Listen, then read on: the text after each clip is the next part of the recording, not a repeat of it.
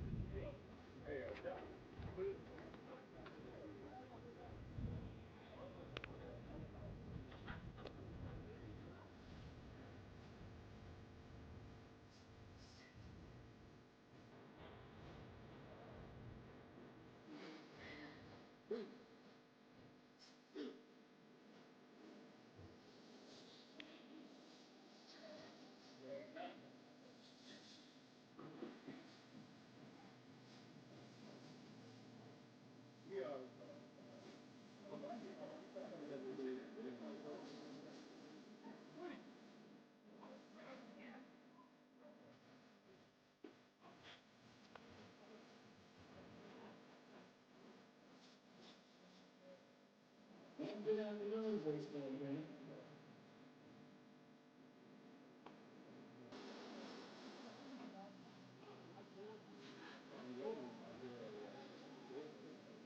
And good afternoon, baseball fans.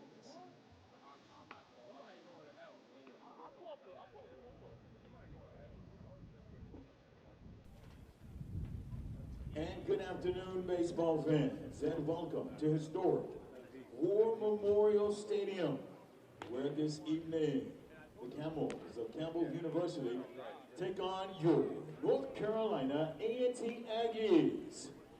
But first, let's meet our visitors from Buies Creek.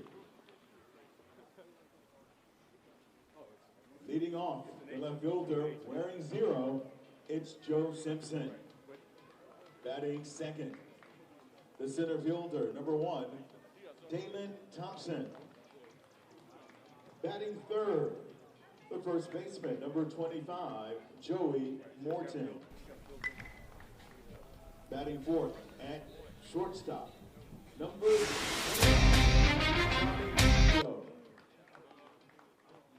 Batting fifth and behind the plate, number 9, Andrew Schont. Batting sixth in right field, number 34, Andrew Keller.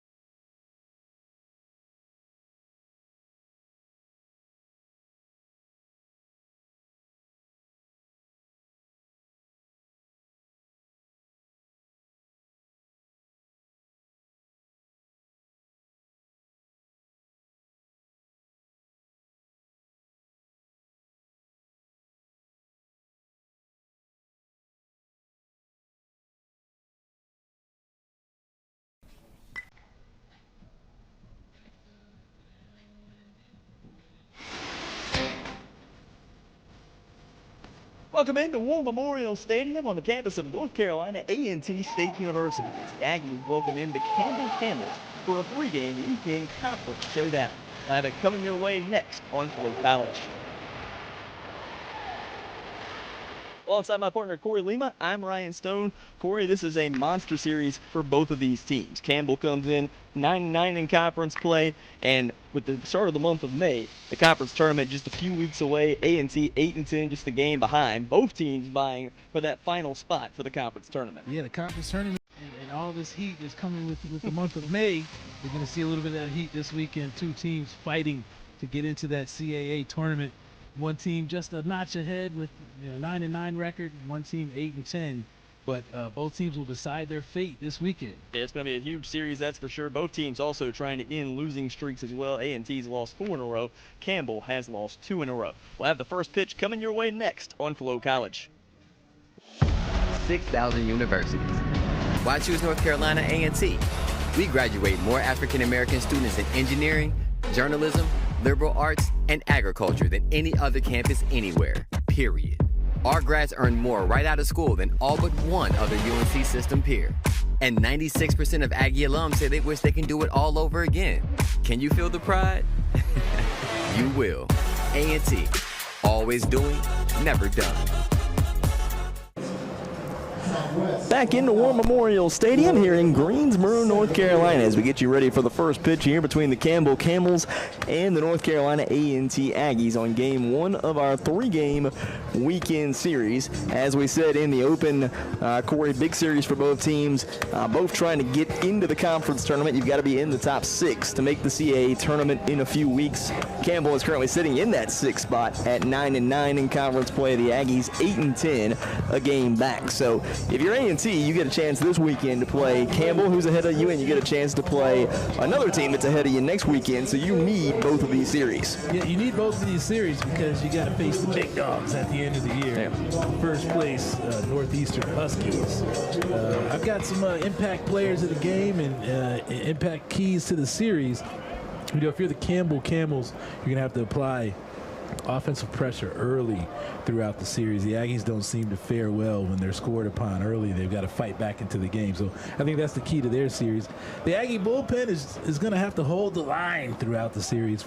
They've been in a lot of ball games this year, been leading late, and then the bullpen just hasn't showed up. Happened to get on Tuesday night against Davidson. Absolutely. So that's going to be their key to the series at some point. If they want to get into that tournament, they're going to have to let that bullpen do its thing, and I think that's the key to their series. Angel Ortiz ahead in the count, 0-2. Yeah, the Campbell Camels players to watch are going to be Dalen Thompson, spark plug for the Camels, leading that team in batting average. You also have a young man named Andrew Schultz up in a lot of offensive categories for the Campbell Camels. They've got 2 pitchers I think they're going to impact the series. Jake Murray, we're not going to see him today, but we're sure going to see Mr. Murray in one of these games. And then for the Aggies, we're looking at Tyler Smith, the freshman, and then also another freshman, J.T. Taylor, the 2 offensive powerhouses for the Aggies. They've got 2 bullpen pitchers that I'm picking to impact this series. We got Diego Barrett, who's been the most reliable arm out of the Aggie bullpen, and then another freshman, Ty Lee Thompson. So we'll get a chance to see some good college baseball this weekend. 1-2 count here still to Joe Simpson, the senior, who's hitting .312 on the season with 5 home runs and 18 RBI. This is I believe the 23rd meeting all-time between these 2 programs, and Campbell has dominated the series. They've won 19 of the previous 22 meetings. Simpson was a transfer from Kirkwood Community College, the redshirt junior. He was a second-team all-conference member both seasons while at Kirkwood. Yeah, Mr. Simpson sitting at a 312 batting average. Good leadoff guy for the Camels. 1-2 gets him looking for strike 3. Simpson made him earn the strikeout, but Ortiz wins the battle. 1 away. Angel Ortiz, I typically pick him as an impact pitcher of the weekend, but as stated, I think that Aggie bullpen is what's going to really help the Aggies move forward, in the rest of the season and, in this series. So, but Angel Ortiz, the ace for the Aggie starting rotation has just been solid all year. Dalen Thompson steps in, swings at the first pitch, and skies it into the infield. Calling and able to make the grab. Looked like it was going to be trouble there for a moment, but at the last second, Wood able to call everybody off and make the grab. So Ortiz gets a quick out on one of your impact guys, the senior Dalen Thompson. Yeah, Ortiz, this is a good sign for him.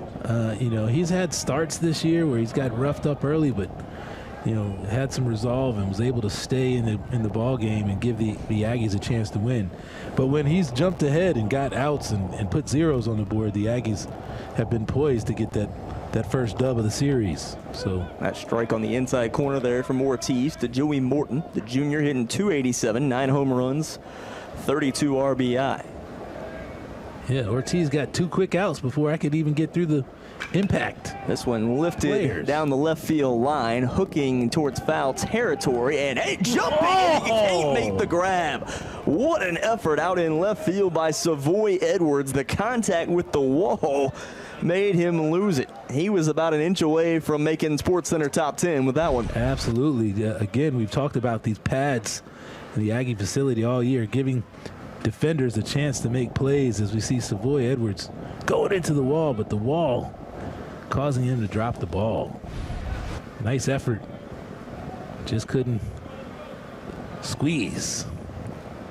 Morton, a redshirt junior, now behind in the count, 0-2. Transferred in from, was at ODU initially and then played at Crowder College. He was an NJCAA All-American last season. And this is high and outside there. And the count 1-2 now to Morton. Well, so far the Aggies playing some defense behind their starter. This one fouled out of play to the left side again, and the count will stay at 1-2.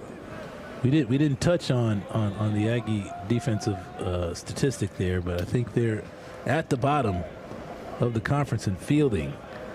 So something else that they're going to have to do this weekend if they want to put some W's in that column. This one hit hard on a rope and will drop in out in left field. So a 2-out base hit here for Morton, and that will extend the inning.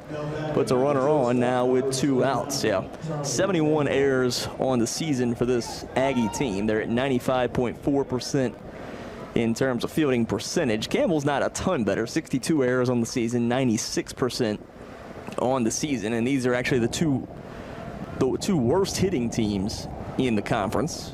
A&T hitting .260 on the season, and for Campbell, they're hitting .264 as a team. That pitch outside, and Ortiz goes down. A little slow to get up, but shakes it off. And now a 1-0 count here to Meglio. So, knowing you got Schultz on deck, big out here for Angel Ortiz. He's going to have to execute some pitches. Well, this is no easy out either. Meglio's hit 10 home runs on the season. He'll take it outside there, and the count now 2-0. 10 home runs, 33 RBI, and .275. Made the CAA All-Rookie team last season.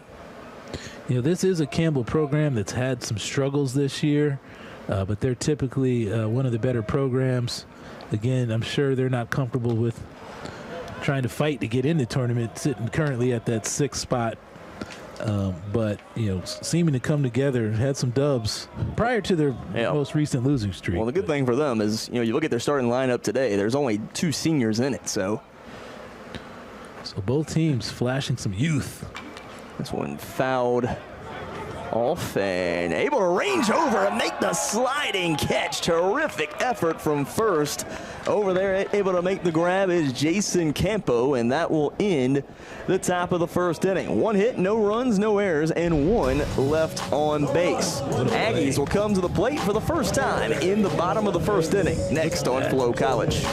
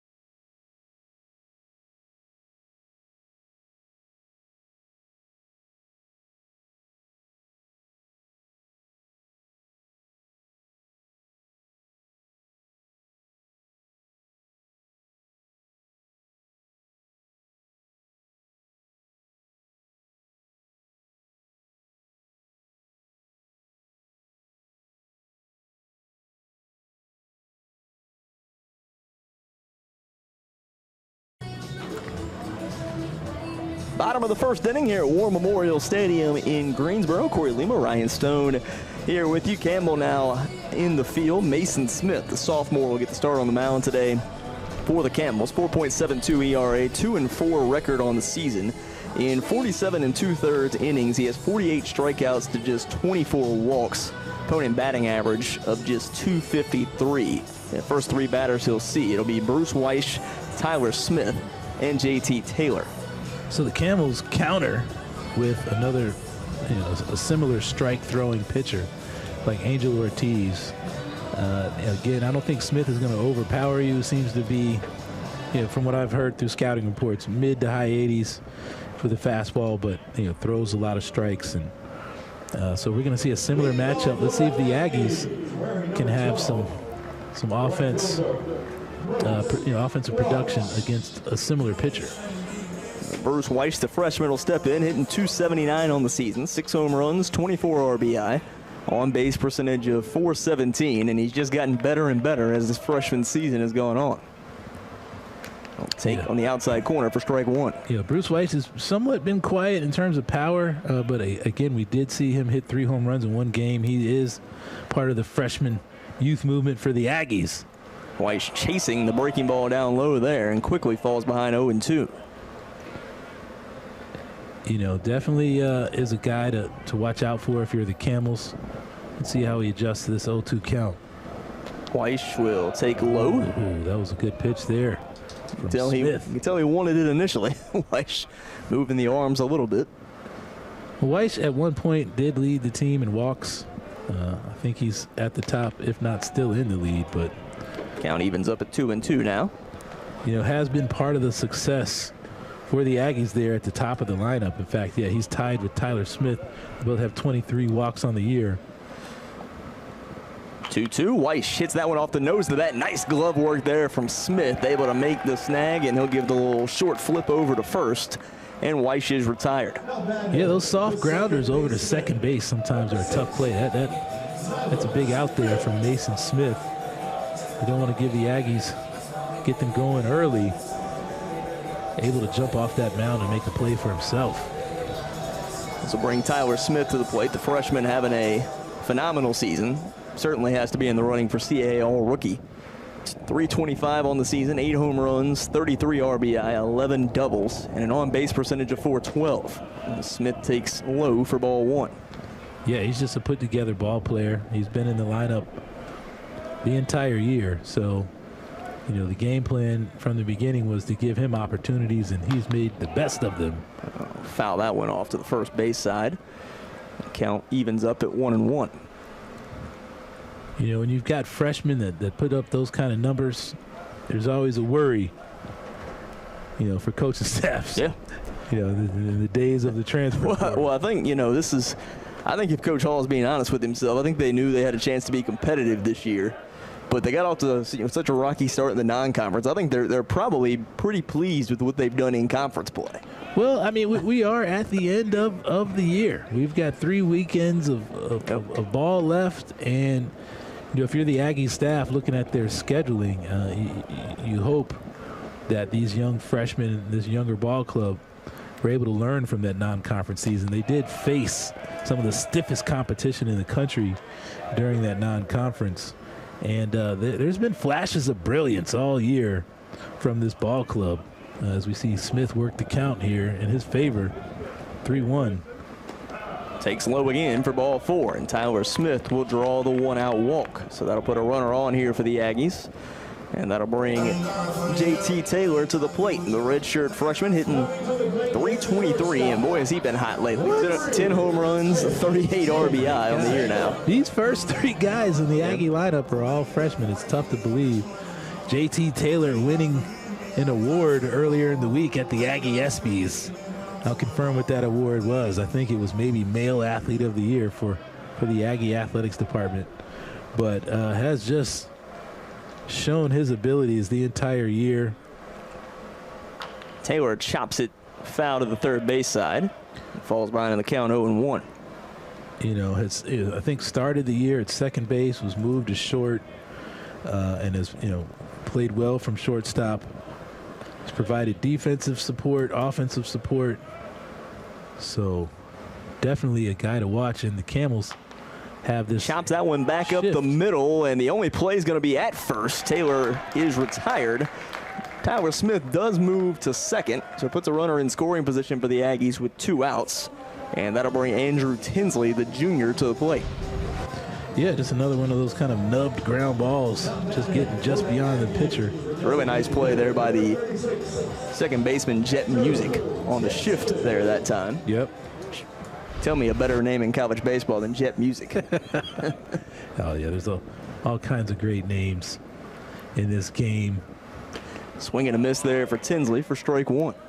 Tinsley taking an aggressive hack there, showing that he wants to hit the baseball. Try to drive in a run. Whenever you can get a runner in scoring position, always a check mark for me, because that spells out as an opportunity to score a run. So Aggie's able to get a positive check mark here in the first inning. Let's see if they can make it pay off. Big swing and a miss there from Tinsley. Count quickly goes to 1-2. And runner on second, 2 outs. Warm here in early May in Greensboro. Temperatures in the mid-80s at our start today. Yeah, this is great baseball weather.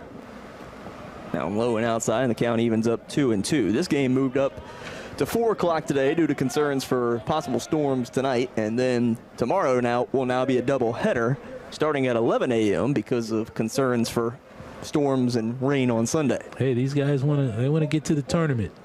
They want to make sure they get these ball games in.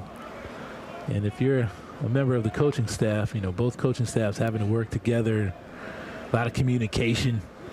You got to get this TV crew here at the park on time. So a lot of people have to know and understand what those game changes are. 2-2. Misses low and in there for ball 3. 3-2 count. You're talking about being on time. This is a guy that before this season was riding in on 2 wheels. Hey, come on. 3 minutes before first pitch. Showtime, baby. VIP time. 3-2. Got him swinging for strike 3. Smith gets the punch out there, and that will finish off the first inning. 1 inning in the books, still scoreless here in Greensboro. Campbell coming back to the plate in the top of the second, next on Flow College.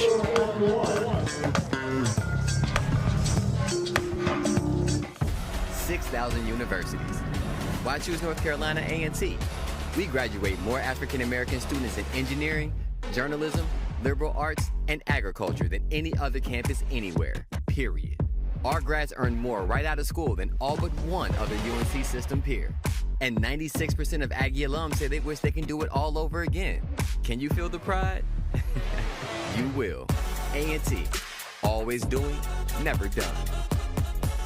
I've seen significant changes in my skin. Good Molecules is everything. My skin looks flawless. My skin is just glowing. And who doesn't want that? Good Molecules made an amazing difference in my skin. My skin has glowed up completely. Hyperpigmentation cleared up a lot. My skin tone is a lot smoother. I've truly seen a difference in my skin. Now I have confidence and now I'm glowing. I feel confident in my skin once again, thanks to Good Molecules.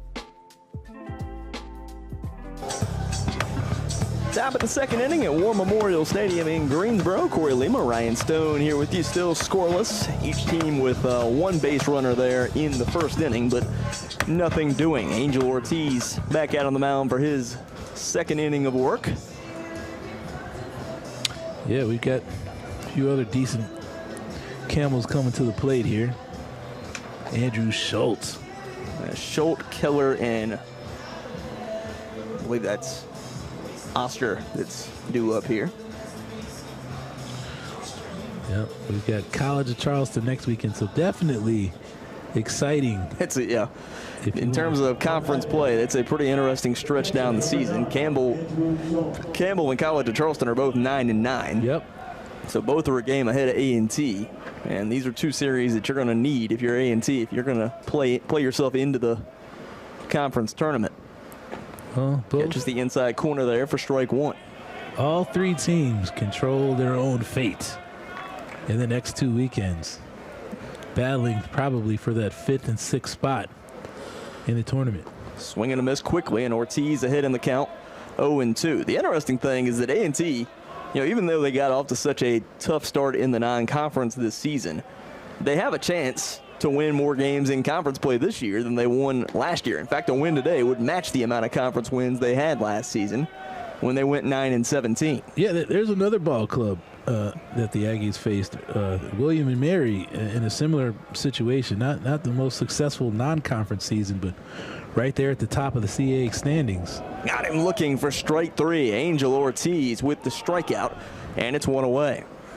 So indicative of all of these CAA ball clubs, trying to face some of the tougher competition in the country, and then playing rock'em sock'em robots throughout the conference season, beating up on each other. A lot of parity, a lot of teams locked up there in the middle.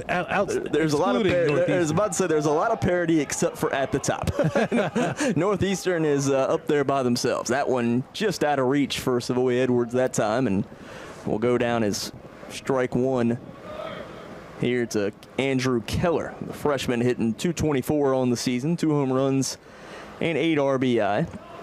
Northeastern, I believe, with a 4-game lead, I think, in the standings. Yep. Yep, up there at the top at 16-2 in the conference. Hofstra having a down year this year down there at the bottom. They're probably not in contention, but you've got 3 teams locked up there at 8-10. 2 at 9-9, Campbell being one of them. So Charleston tied with the Aggies. Keller slaps this one out of play to the left side, and the count quickly goes to 0-2.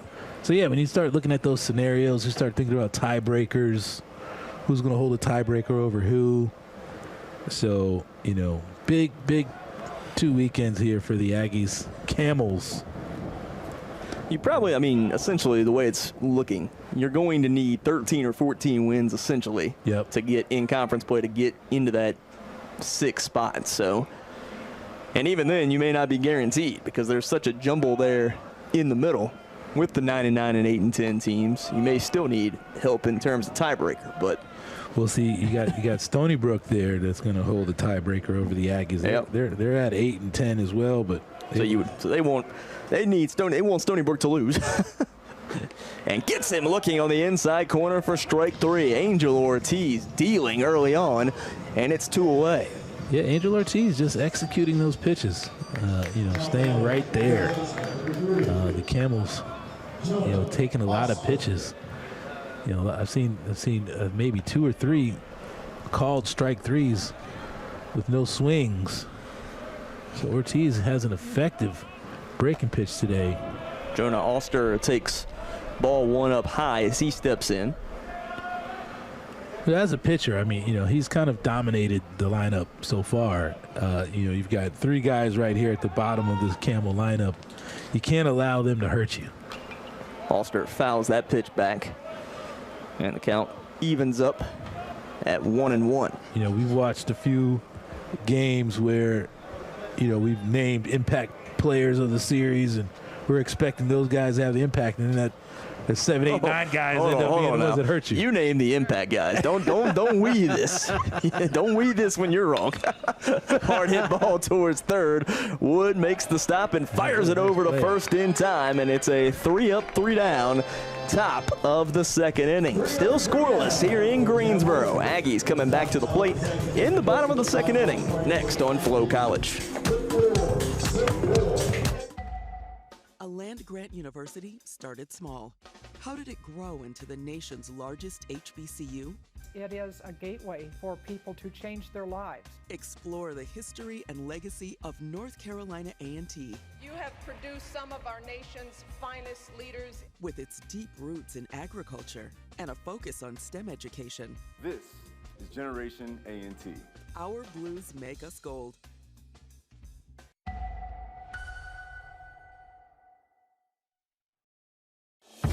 $6,000 universities. Why choose North Carolina A&T? We graduate more African American students in engineering, journalism, liberal arts, and agriculture than any other campus anywhere, period. Our grads earn more right out of school than all but one other UNC system peer. And 96% of Aggie alums say they wish they can do it all over again. Can you feel the pride? You will. A&T. Always doing, never done. Bottom of the second inning here at War Memorial Stadium in Greensboro. Beautiful day for baseball. Few clouds in the sky, but mostly sunny as we move into the bottom of the second inning. Corey Lima, Ryan Stone here with you. Mason Smith back out on the mound for his second inning of work for the Camels. Yep, big ball game this Friday night. You mentioned that, they're going to have a doubleheader tomorrow. So again, already you don't want to get too far ahead because you got to win this game. But with a doubleheader tomorrow, it'll be very strategic. We'll see how long Mr. Smith and Mr. Ortiz can go today.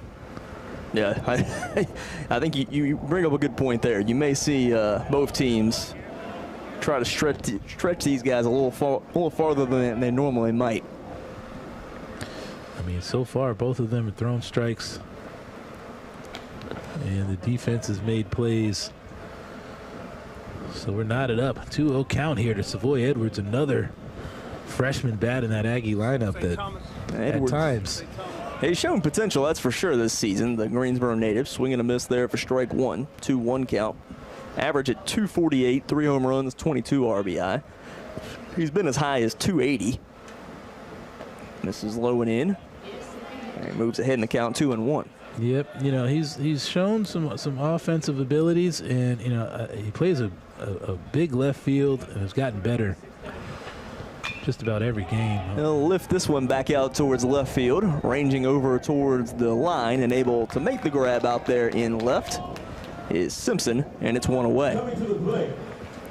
So far, both pitchers able to get some lazy fly balls. Couple strikeouts. Enrique Wood now will dig in. Wood hitting 243 on the season, 2 home runs, 15 RBI. That average has actually climbed slightly as the season's gone on. He takes ball one outside. They'll say he did not come around. Yeah, average has climbed. Coming off a game where he's hit a home run, does have some pop. Just hadn't had that much this year, but. We'll pop this one up into foul territory, ranging over and able to make the routine grab. Nice play from first there by Morton, and quickly 2 away for Mason Smith in the bottom of the second.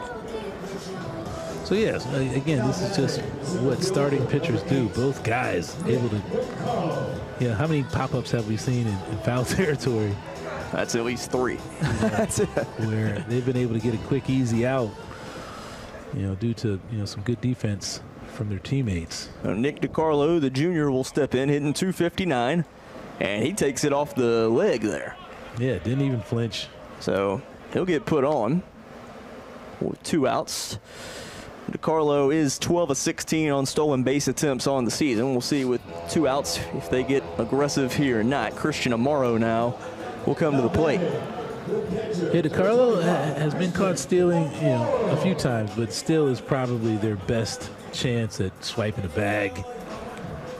Sometimes he gets bad jumps, but sometimes he can really utilize that speed. They're not holding him over there, so. That one down in the dirt, gets away from the catcher, and DiCarlo will easily go to second, thinking about third as well. And I think he was looking too much at the catcher, to be honest. I feel like it slowed him up, and he might have gotten a better jump there at second if he hadn't been looking so much. Yeah, possibly. The Aggies have been slightly over-aggressive in a few games. So here early on, I'm sure they're wanting to preserve the scoring opportunity. So good decision there by DiCarlo to hold up.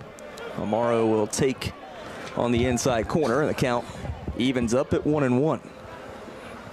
Christian Amaro has been another Aggie that's been effective. Played a little bit of first base, played some behind the plate, giving them some options. Amaro takes on the outside corner, and the count now 1-2. And no A.J. Jones in the lineup today for the Aggies. That's a guy that's been an impact player for them for most of the season. Absolutely.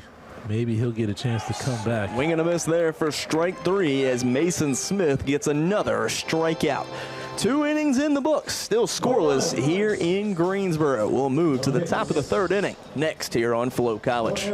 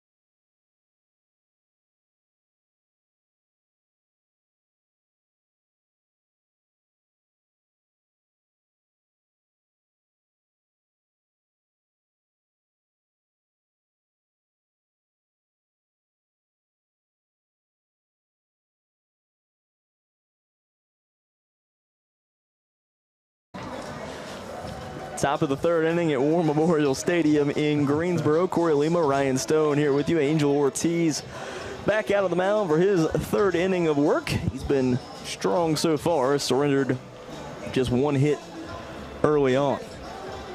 Yeah, Ortiz and Smith both solid so far, and that's why we've got 4 zeros on the board right now.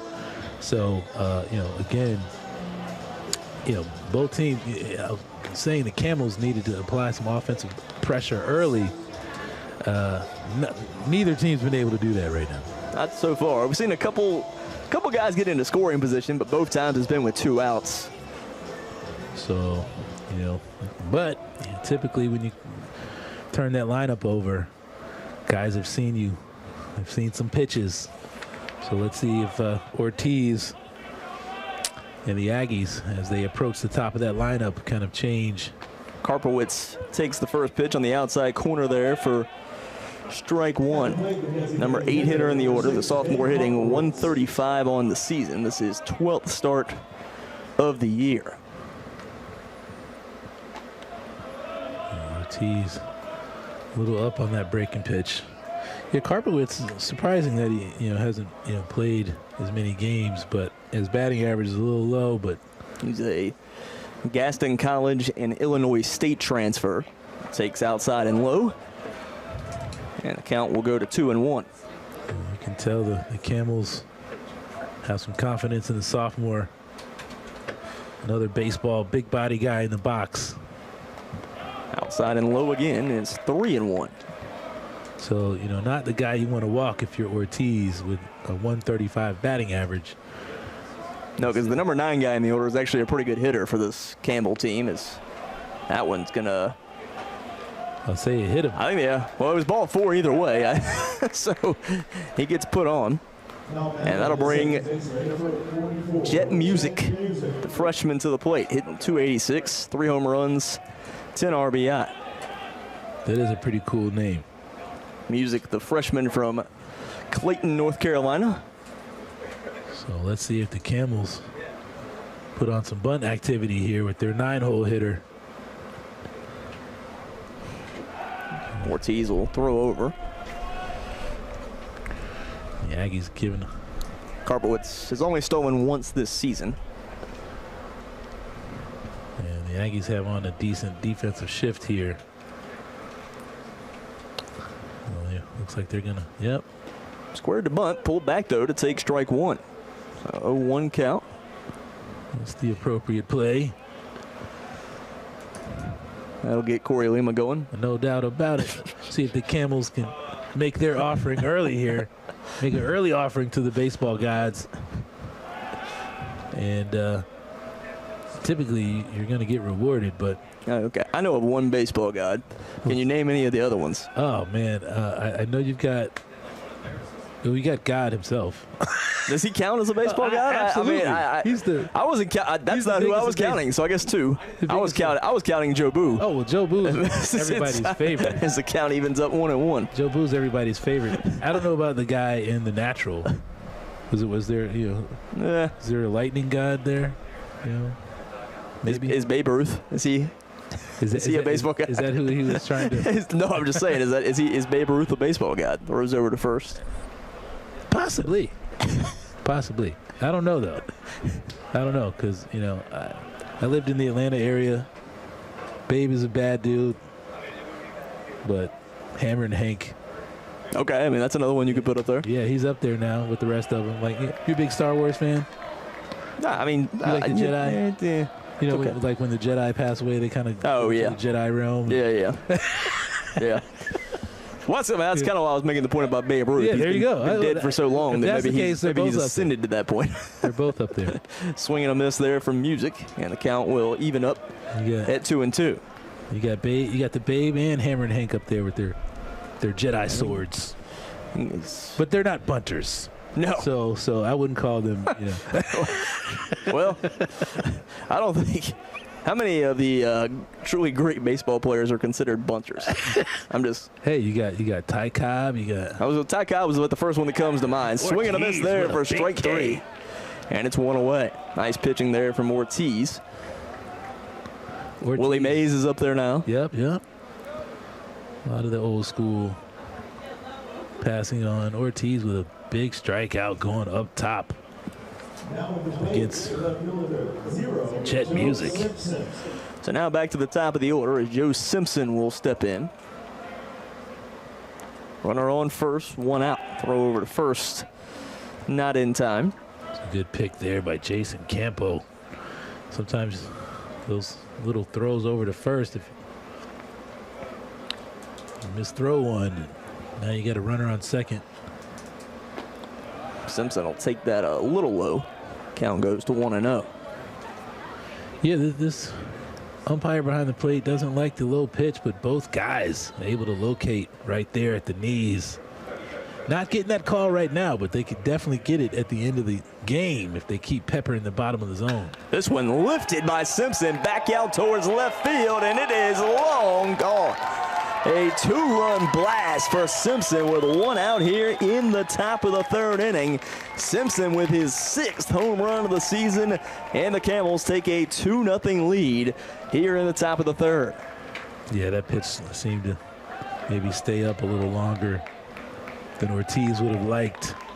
Again, I was just talking about how he was staying at the bottom of that zone, not getting that call, and raising it a little bit higher. And this will bring another dangerous bat to the order. Dalen Thompson coming to the plate now. 4 home runs, 32 RBI, hitting .333 on the season. Thompson will take at the knees there for strike 1. Thompson actually hit a walk-off homer against the Aggies last season on April 7th in the 10th inning. Yeah, the Aggies able to go down to Campbell last year, and I think they were able to get 1 win. Breaking ball at the knees there. In the series. Count goes to 0-2 here quickly to Thompson. Well, the Camels not as dominant as they've been in the past, but definitely still reputable ball club. This is low. And the count's now 1-2. There's a really good 0-2 pitch there from Ortiz. Thompson not fooled this time. There's the 1-2. Thompson sends that one on a rope out to left field. A 1-out base hit here for the Camels, and their offense starting to hum here in the top of the third inning. Yeah, Dalen Thompson, very much like Nick DiCarlo, has been caught a few times. Yeah, he is. This is an aggressive team on the base pass, yep. This Campbell team. They steal a lot of bases.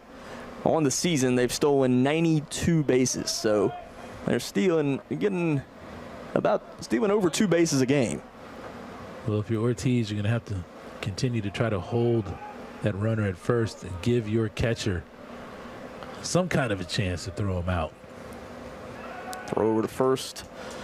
Not in time. That's Joey Morton, who had the first hit of the game back in the first inning. Stands in.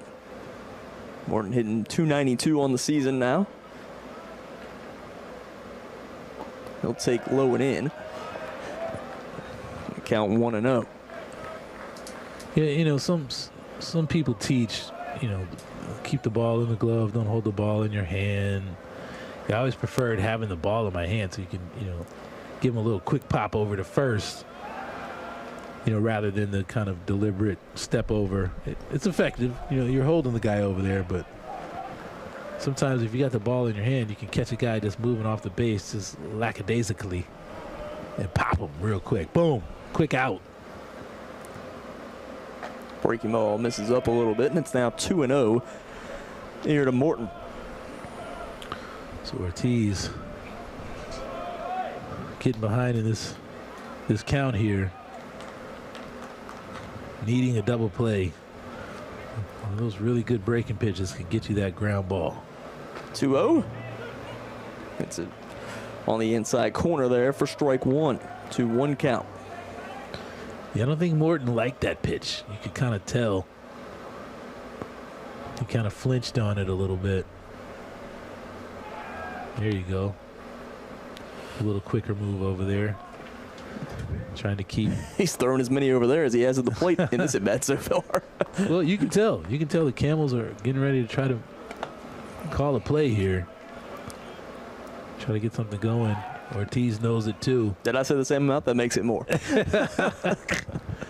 Hey, he is doing what he's supposed to be doing, which is holding that guy. He's a dangerous runner, though. So I know. The Camels already on the 2-run shot up 2-0. Chopped foul to the dugout. Count will even up at 2-2. Nice little early battle here. That's why Ortiz has been, effective. Again, there have been games where he's given up some runs, but he's always kept the Aggies in the ball game going into the 6th or 7th inning. Needing to execute right now. Here's a 2-2. Chopped foul again.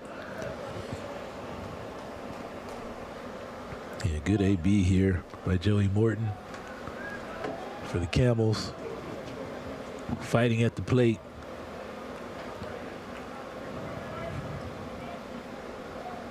Nothing more annoying than a guy that fouls off 1,000. Oh man, if you're the pitcher, it's a wasted pitch essentially. Oh man, another pitch out of your arm. 2-2, just outside, and it's now full. Well, again, Ortiz staying right there. The ball just off the plate.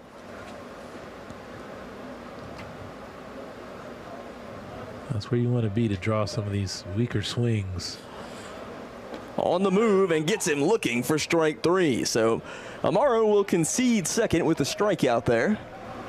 And it's now 2 away. Yep, Dalen Thompson for another stolen bag. Aggie's able to get 2 outs.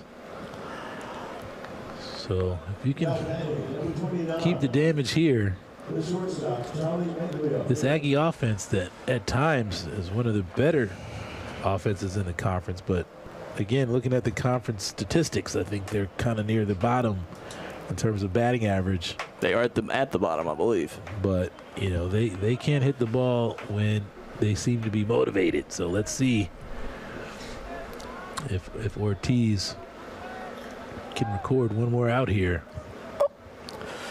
Meglio will step in here. Runner on second, 2 outs. Campbell up to a 2-0 lead following the 2-run homer from Simpson. This one lifted on the first pitch back out towards left field. Ranging over, and Savoy Edwards will make the routine grab. But a 2-run homer from Joe Simpson has put the Camels in front 2-0. Aggies will come to the plate in the bottom of the 3rd inning. Next on Flow College.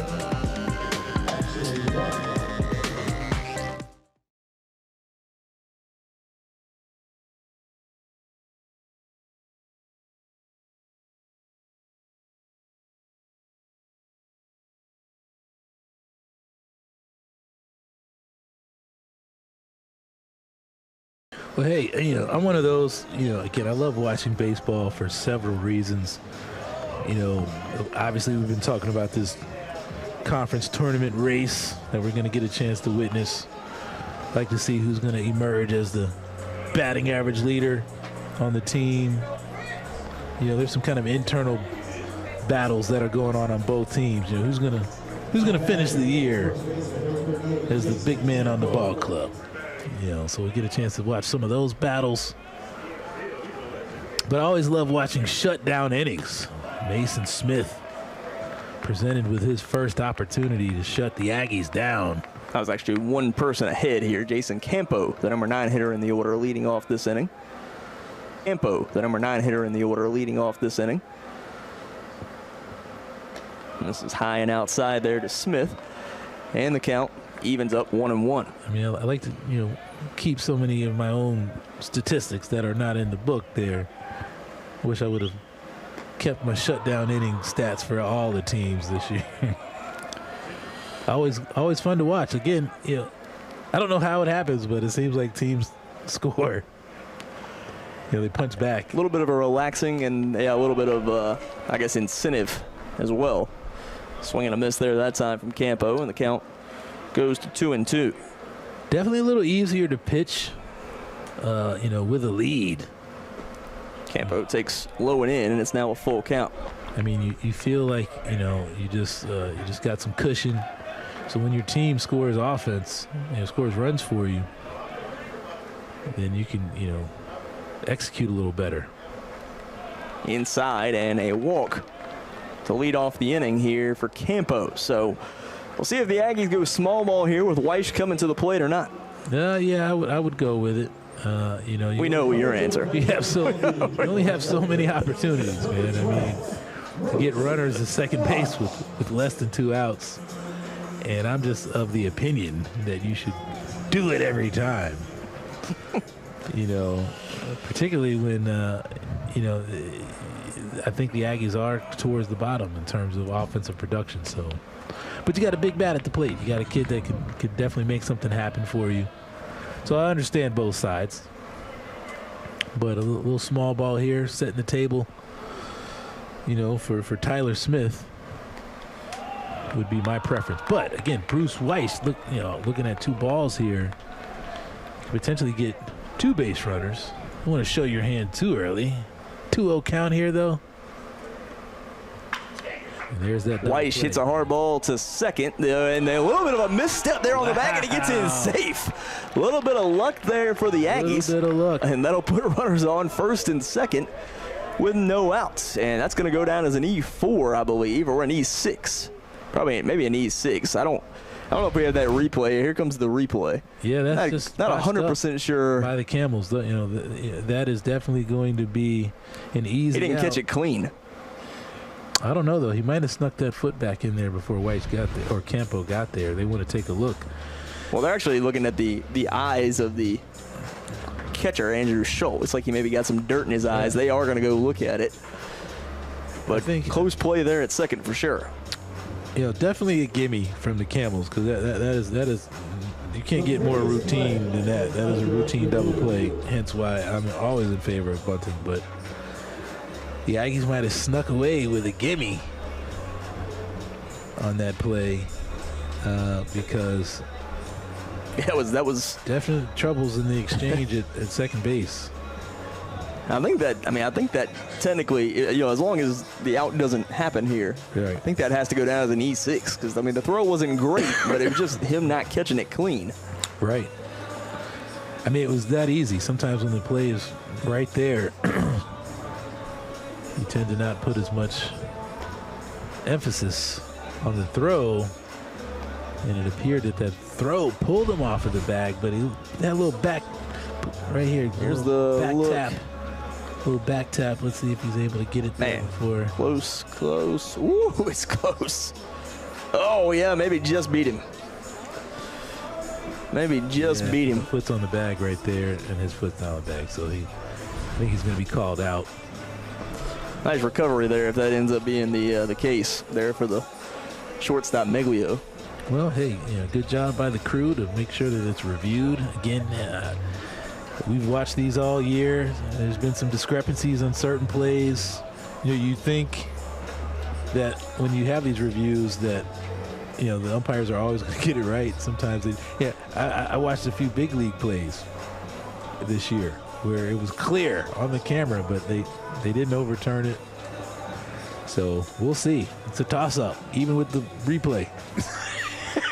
Still looking at it. I mean, I think he's out, though. I mean, if I'm looking at the screen. I mean, well, I guess the one thing you could maybe question, I guess, is he for sure touching the bag? Sure. Well, I think Tyler Smith's foot possibly beats the other guy's foot to the bag, but then his foot leaves the bag, and the other guy's foot is on the bag. Looks like they're done looking at it now, so we'll see what the call ends up being here. Yeah, they're gonna call him out. Oh, call him safe. That's what I was wondering if, just again, it has to be definitive. That's the ruling. Yeah, for me, there's a shot there where it's definitive enough, but again, I stand corrected. I saw it was a replay with the Mets not too long ago where it was a line drive, and it looked like it went right in the guy's glove, but it kind of hit the ground first. And they called him out on the line drive, and the camera angle showed it clearly hitting the dirt. And the Mets dugout was just standing there like, I don't know what to do with that. So Tyler Smith now will step in with runners on first and second. So again, even though you've got Tyler Smith, one of the bigger bats, the Aggie lineup, a nice little bunt here down the third base line. Chopper towards first, foul. Count quickly goes to 0-2. Swinging away now. 0-2 count. Big pitch here for Mason Smith. Let's see if Tyler Smith cuts that swing down a little bit. Smith hits one on a rope that will skip through into right field. The runner from second, Campbell, will get waved around. Could be a play at the plate, and he is out. What a throw in from right field there that time from Keller, and it's one away. I like the call. I like the call there, being aggressive, making them make that throw. Hard hit ball to the right fielder. That's a tough one. That's a tough one for that third base coach because you want to wave him. Yeah, I think I maybe would have been a little conservative there. It's considering Campo's not the swiftest guy. That's got to consider who's running sometimes. JT Taylor will step in here. Runners on first and second and one out. But, hey, showing that they're going to be aggressive and you're probably going to get that call, the entire game. If you're hesitant later in the ball game to send that guy, then you might lose the game. I can understand later in the game, but at this point, I would rather have the bases loaded with no outs because, really, even if you get a sacrifice fly out, you cut the lead in half. You got JT Taylor at the plate. Another Aggie bat. Hard hit ball by Taylor right at the third baseman. He'll step on the bag and fire it across, not in time. So it'll stay runners on first and second, but it's now 2 outs. Yeah, Camels, getting some of these routine outs. Aggies at risk of leaving some runners on base this inning. A couple, again, that's why I'm so in favor of the bunt, because if you're second and third, some of these you might be able to. Hard hit ball lifted by Tinsley back out towards left field, and it is out of here. Andrew Tinsley with a monster 3-run blast here in the bottom of the third inning, and the Aggies take the lead 3-2. Tinsley with his second home run of the season. Picking his teammates up. What an aggressive swing. Jumping ahead of the Camels, just seeing a pitch that he likes. Tinsley gets in the box and takes hacks every time he jumps in there. So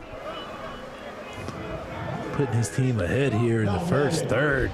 Again, if you take that third approach there, that could have been a bottom of the ninth walk-off. You got to pretend every third. So boy, Edwards swinging through there for quickly an 0-2 count. Big turnaround from Andrew Tinsley. Edwards will take outside for ball one, and it's a 1-2 count. That's why we love this game. 2 big home runs so far. One from Andrew Tinsley and one from Joe Simpson. That's a chopper back up the middle by Edwards, charging in. Music fires it over in time. He made that look easy, but the Aggies do damage in the bottom of the third inning. Andrew Tinsley delivers a 3-run homer, and North Carolina A&T now with the lead as we move to the top of the 4th inning. Next on Flow College.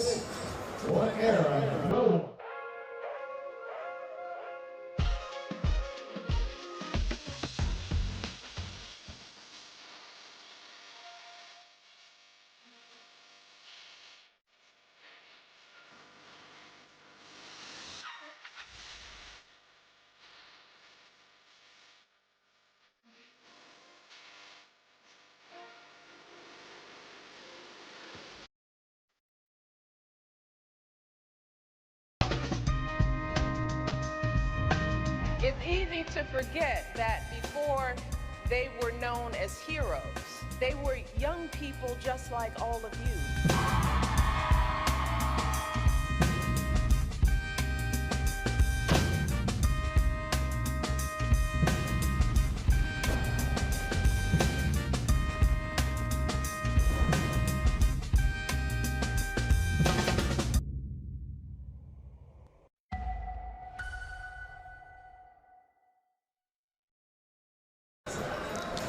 Top of the 4th inning at War Memorial Stadium in Greensboro was a pitcher's duel early on, but the bats starting to get hot, just like the weather here in Greensboro. Hey, man, I'll tell you what, that shutdown inning is tough, man. It's so tough.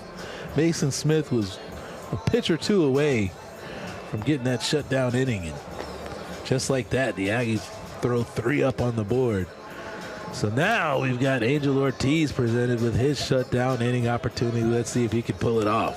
5, 6, and 7 hitters due up here for the Camels. It'll be Andrew Schultz up first. He's 0 for 1 on the day. Ortiz through 3 innings so far. He's given up 2 runs, 3 hits, has 5 strikeouts to 1 walk. Schultz 0 for 1 on the day, hitting .285 on the season. Swings and lifts this one back out to left field. That's a high fly ball. Back, and gone. That left field wall is getting up beating early on in this one. All 3 home runs have gone out to left field, and it's a tie game here in the top of the 4th. Well, there goes the shutdown inning. Yeah, that's the 10th home run of the season for Schultz and gives him 45 RBI. 1 pitch, and the shutdown inning is over. Yeah, he's one of the impact guys that we said would impact this series, and just first pitch likes it. Hanging breaking pitch, hammered over to the left side of the ballpark. Yeah, the wind is blowing out over there a little bit. So. Yes, and none of them have like just barely gone over. They've all been missiles. Keller takes ball 1 outside. Keller 0 for 1 so far today for the freshman. So, both teams getting some swings in, getting their cuts. Take on the inside corner there for strike 1. 1-1 count. Some of the Campbell audience haven't seen us this year. Throw it down to first is in time as Keller tried to lay down the bunt, and it's now 1 away. Yeah, good communication there from Christian Amaro Laureano. Jumping out, looked like Ortiz, looked like he was going to try to field it, make a throw. And he let Christian take it. Aggies quickly record 1 out after the home run. So, these games where you got some guys throwing some strikes, I mean, very entertaining. Good defensive plays, good hacks, had great weather. This one lifted back out towards left field. That's going back to the wall, and that one is out of here. Another home run out to left field. Jonah Oster takes it out to left field and puts the Camels back in front 4-3. Oster with his 5th home run of the season. Yeah, these guys are just getting, you can tell they're comfortable in the box, big loads, taking big hacks, putting that ball up in the left field, left center jet stream. You typically see the wind blowing out to the right center side of the park. But today we've seen 4 home runs over there to left. On the outside corner there for strike 1 here to Karpowitz. Yeah, Angel Ortiz is a competitor. I mean, he's just, after home runs, particularly solo home runs, it doesn't really mean a lot. You just continue to try to throw strikes and see what happens. One of the stud starters in the conference this year, I believe his record is at 6-2. And despite what we've seen, with 3 home runs, Aggies are still very much in the ball game. So expect to see him to continue to compete for the next 2 or 3 innings or more. That pitch fouled off. So we'll see again if Mason Smith with another shutdown inning opportunity for the Camels. Ortiz needing to get 2 more outs, though. Here's the 2-2 to Karpowitz. Hard hit ball and will make it through into left field. Base hit here for Karpowitz. And that puts a runner on now with 1 out. With Jet Music coming back to the plate. We're going to get the first mound visit of the afternoon for the Aggies. And it looks like they're actually going to maybe gonna have a pinch hitter here for Campbell, it looks like. I don't know. Jet Music would be my guy. Jarrett Martin, I believe, is looking. Looks like he's going to get the opportunity to bat here for the Camels. So early game pinch hitting opportunity here. Martin hitting .250 on the season with a home run and 4 RBI. This would only be his 17th at bat of the season. Oh, he's got a bomb and only 17 ABs. So let's see how Mr. Martin comes off the bench here.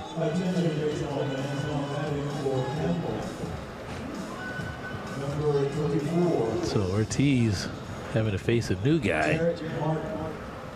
Yeah, new guy is coming off the bench. I mean, again, curious to know when Mr. Martin found out he was going to be pinch hitting. But never fun when you got to just hop off the bench. And Martin takes outside there for ball 1. Try to jump in the box, especially when the game's on the line.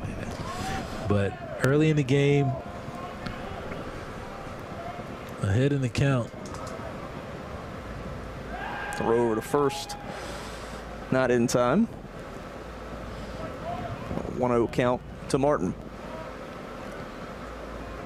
So, again, pinch hitter knowing he's not going to be bunting. So, Aggies with a double play opportunity with a guy off the bench. You feed him a bunch of breaking balls. You get that ground ball double play that the Camels weren't able to convert earlier. See if Ortiz can put one there at the knees and potentially get that double play ball he needs. Outside, it's now 2-0 to Martin.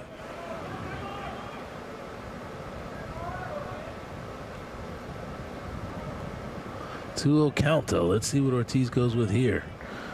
Two-seamer low and in. Martin pops one up out towards shallow right field. Weiss charging in, makes the routine grab, and it's 2 away. Back to the top of the order now, though, for the Camels, and Joe Simpson coming to the plate. And he delivered his 6th home run of the season last time through the order. Yeah, just put a good swing on a ball. So you remember that. If you're on the mound, if you're Ortiz, you definitely got to come with a different game plan. Or locate low and away. This is low there, and the runner gets caught kind of in between. Amaro, though, a little hesitant to throw for some reason. threw it late. Yeah, they had that'll allow him to move over. Yeah, Morrow had him in the middle of the baseline. And he acted like he didn't know where he wanted to go with the ball, and then he pumped again before throwing it to second. He's safe. So getting the stolen base there is Karpowitz. That's his second stolen base of the season. And Karpowitz made a quick decision. As soon as he knew he was caught, he just went for second. Never looked back.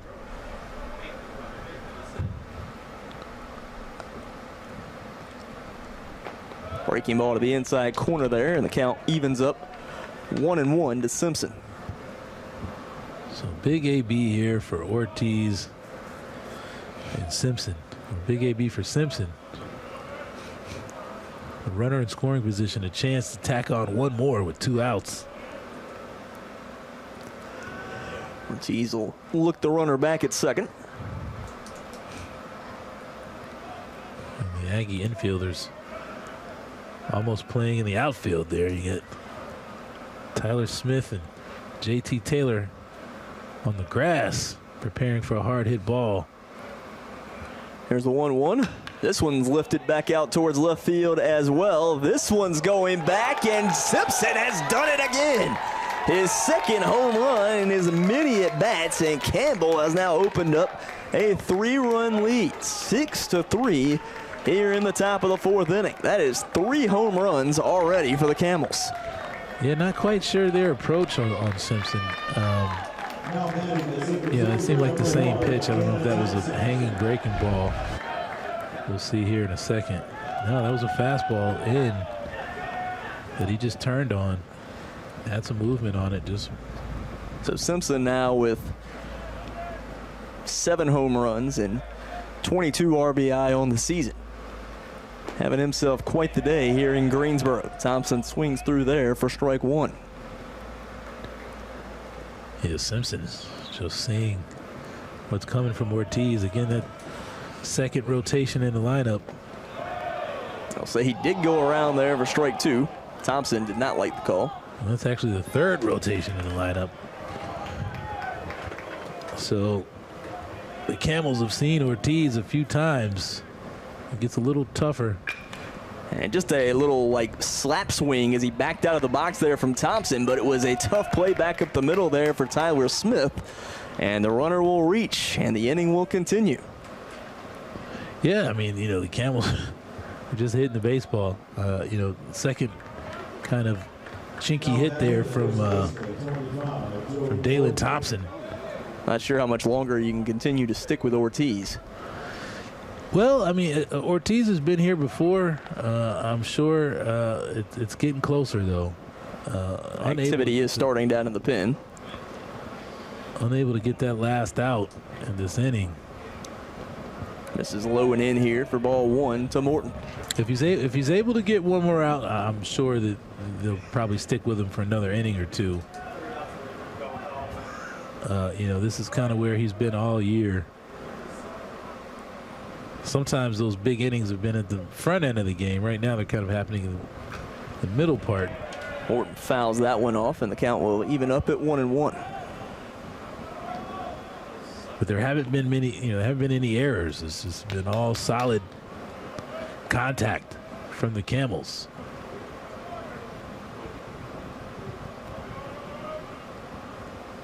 So let's see what happens here. Lifted by Morton back out towards center field. Going back and making the routine grab is DiCarlo.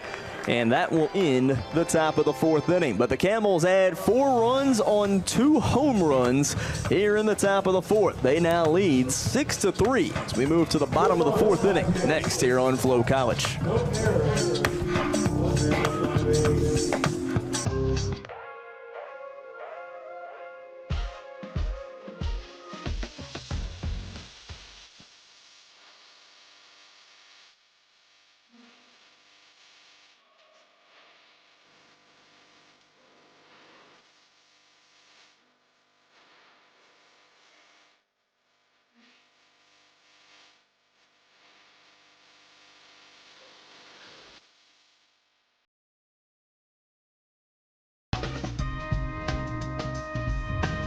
It's easy to forget that before they were known as heroes, they were young people just like all of you.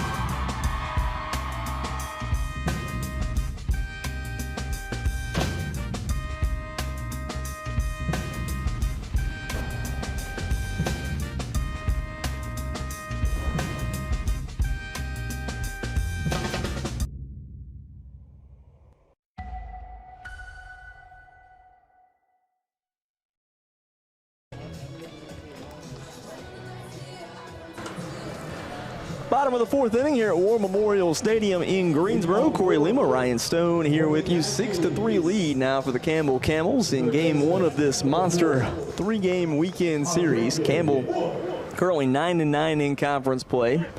Currently in sixth in the conference, which if the conference tournament started today, they'd be the last team to get into the conference tournament. Enrique Wood takes strike one of the inside corner from Mason Smith. The Aggies 8-10. Trying to scrap their way into the conference tournament. Wood sends one foul to the third base side, and it's quickly an 0-2 count. Both guys 0 for 1 in shutdown innings. Mason Smith getting another opportunity here after his team just put up a 4 spot. Let's see what the Aggies can do to counter. 6-3 ball game. Wood chops one foul to the third base side again, and the count's still 0-2. I mean, 0-2 count here as we watch that shadow. Again, that shadow that affects ball games here starting to. And Enrique Wood goes down swinging for strike 3. Third strikeout of the afternoon for Smith, and it's one away. Yeah, Smith throwing that breaking pitch with a lot of confidence. Again, pitching with another lead. Snapping that thing off. Throwing an effective breaking pitch on an 0-2 count. Nick DiCarlo will now step in. DiCarlo got hit by a pitch his first time through the order. Nobody on, one out here in the bottom of the fourth. Swing and a miss there from DiCarlo on the breaking ball, and it's an 0-1 count. Yeah, Mason Smith looks like he's got that breaking pitch cooking right now. Starting to. DiCarlo lifts one back out towards left field, but he hits it right at the left fielder Simpson, and it's 2 away. So Smith able to get 2 quick outs. 1 out away from being the first pitcher today. Shut a team down after some run scoring. Christian Amaro now will step in. Amaro 0 for 1 on the day. Nobody on, 2 outs here in the bottom of the fourth. Had a good one. A lot of baseball to go. Amaro will lift one back out towards left field, and that one is hit right at Simpson. He'll make the routine grab, and it's a 3 up, 3 down, bottom of the fourth inning. 4 innings in the books. Campbell still in front, leading 6-3 as we move to the top of the 5th inning. Next on Flow College.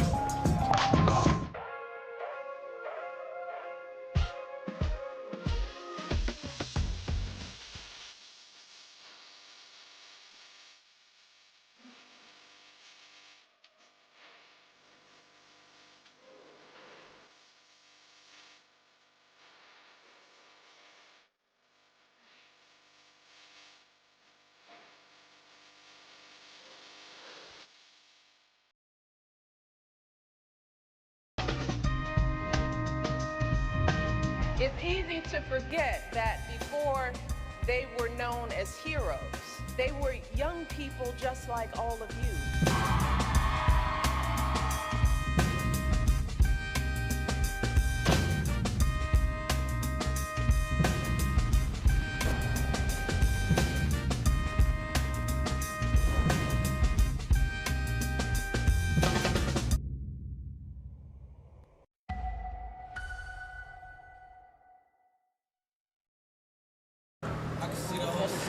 Top of the 5th inning at War Memorial Stadium in Greensboro. Corey Lima, Ryan Stone here with you. Angel Ortiz back out on the mound, has struggled the last couple innings, has given up 3 home runs that have amounted to 6 runs total. It'll be the 4, 5, and 6 hitters due up for the Camels in this top of the 5th inning. Right, I'm all about rankings, man. You know, we do the Battle of the Triad. We do the Battle of North Carolina. So we got a good Battle of North Carolina matchup going on right now. Right now, let's talk about baseball movies, man. I'm going to throw some movies out there. I want you to give me your 1 through 5 ranking. Okay. All right. On the movies you're going to give me. All the movies I'm going to give you, I want to hear your 1 through 5. You ready? Okay. All right, we got The Rookie. Okay. The Sandlot. Okay. Bull Durham. All right. Bad News Bears. Which Bad News Bears? The original. Okay. Okay. Major League. Well, Major League's 1. Okay. Bull Durham would be 2. Probably The Sandlot 3. Okay. What was the last? The Rookie, and what was the other one? Bad News Bears. I'm gonna say The Rookie and then Bad News Bears. How about Bad News Bears? Yeah, that's even worse than the original. You don't like the remake of the Bad News Bears, huh? I mean, it was okay. With what's his name? Billy Bob Thornton. Billy Bob Thornton, man. That was 2-0 count to Meglio. He was leading off this pretty good ranking. Pretty good ranking. Major League's always going to be number 1. I'm going to throw 5 more at you next inning. Let's see what you do with those. Meglio lifts this one down the left field line. Hooking foul. Well, as a quote from the Major League would say, it's a long strike 1. It's a long strike. Yeah, you kind of hit that in there with the squirrel family over there in left field. Yeah. Well, those squirrels are getting terrorized this afternoon. All of these home runs have gone to left field. That one fouled back, and the count goes to 2-2. We're waking up the wildlife over here at the war. Nobody called Peter. It was a long strike. Let's see if Ortiz has got 2 strikes here. Sometimes that long strike means nothing when you're going back to the dugout. Let's see here. Here's the 2-2. Got him swinging for strike 3. Ortiz with his 6th strikeout of the afternoon, and it's 1 away. Yeah, good pitch there right after that long foul ball. Ortiz able to get 1 out. Still competing. Again, we've seen this before. He's given up some runs, but somehow stays in the ball game and competes and gives the Aggies a shot. That one catches the inside corner there for strike 1 to Schultz. Schultz 1 for 2 on the day with an RBI. So quickly getting ahead. Again, the umpire's been pretty consistent. He doesn't like that pitch right there just below the knees. There's both guys trying to sneak that in for a strike. Schultz hit one of the 3 home runs so far today. That was a home run swing there, but it ended up in the mitt for strike 2. Yeah, same location. I mean, so again, it didn't swing at it the first time, but drawing a swing on that, from Schultz. Got him swinging for strike 3, and it's back-to-back strikeouts from Angel Ortiz. 2 away. Yeah, great sequence to Schultz there. So again, Ortiz showing he's got his breaking pitch working. It's just not working against Joe Simpson. Yeah. Andrew Keller, the freshman, now will step in, hitting .216 on the season. He's 0 for 2 on the day. Keller swinging at the first pitch for strike 1. So yeah, that's 3 well executed off-speed pitches from Angel Ortiz. Hard hit ball right through the hole into right field. Nice piece of hitting there from the freshman Keller. Puts a runner on with 1 out. Yep. And that'll now bring Oster to the plate, who hit the last home run for Campbell. Yeah, Oster. Or not the last. Simpson hit the last one. Oster hit one in the middle of that inning. But, Oster's batting average, again, not showing how good of a ball player he is. He's got 4 home runs, which is a decent amount. 5 now. That's right. Homered his last time through the order. Runner on first, 2 outs. First pitch right at the knees there for strike 1. So Ortiz doing a little better job of getting ahead in this inning. I've seen 5 home runs already in this game, 4 of them by the Camels. This one lifted back out towards right field. On the charge, Weish decides to not lay out for it. We'll play it off the hop. Runners on first and second now with 2 outs. Yeah, it's a good decision to keep the ball in front of him. Yeah, you try to make a defensive play there that it's going to be tough to make, and you miss it. You end up giving up another run. So Aggies battling here, needing one more out to get Ortiz through the fifth, and it looks like they want to talk about it. I was trying to think this is another, it's not going to be a change here unless something happens during this conversation, but Karpowitz is 1 for 1 on the day with 2 runs scored. He also walked as well. Yeah, big part of the ball game here. I mean, the Camels, they're up 3 runs, but they're up 8 hits.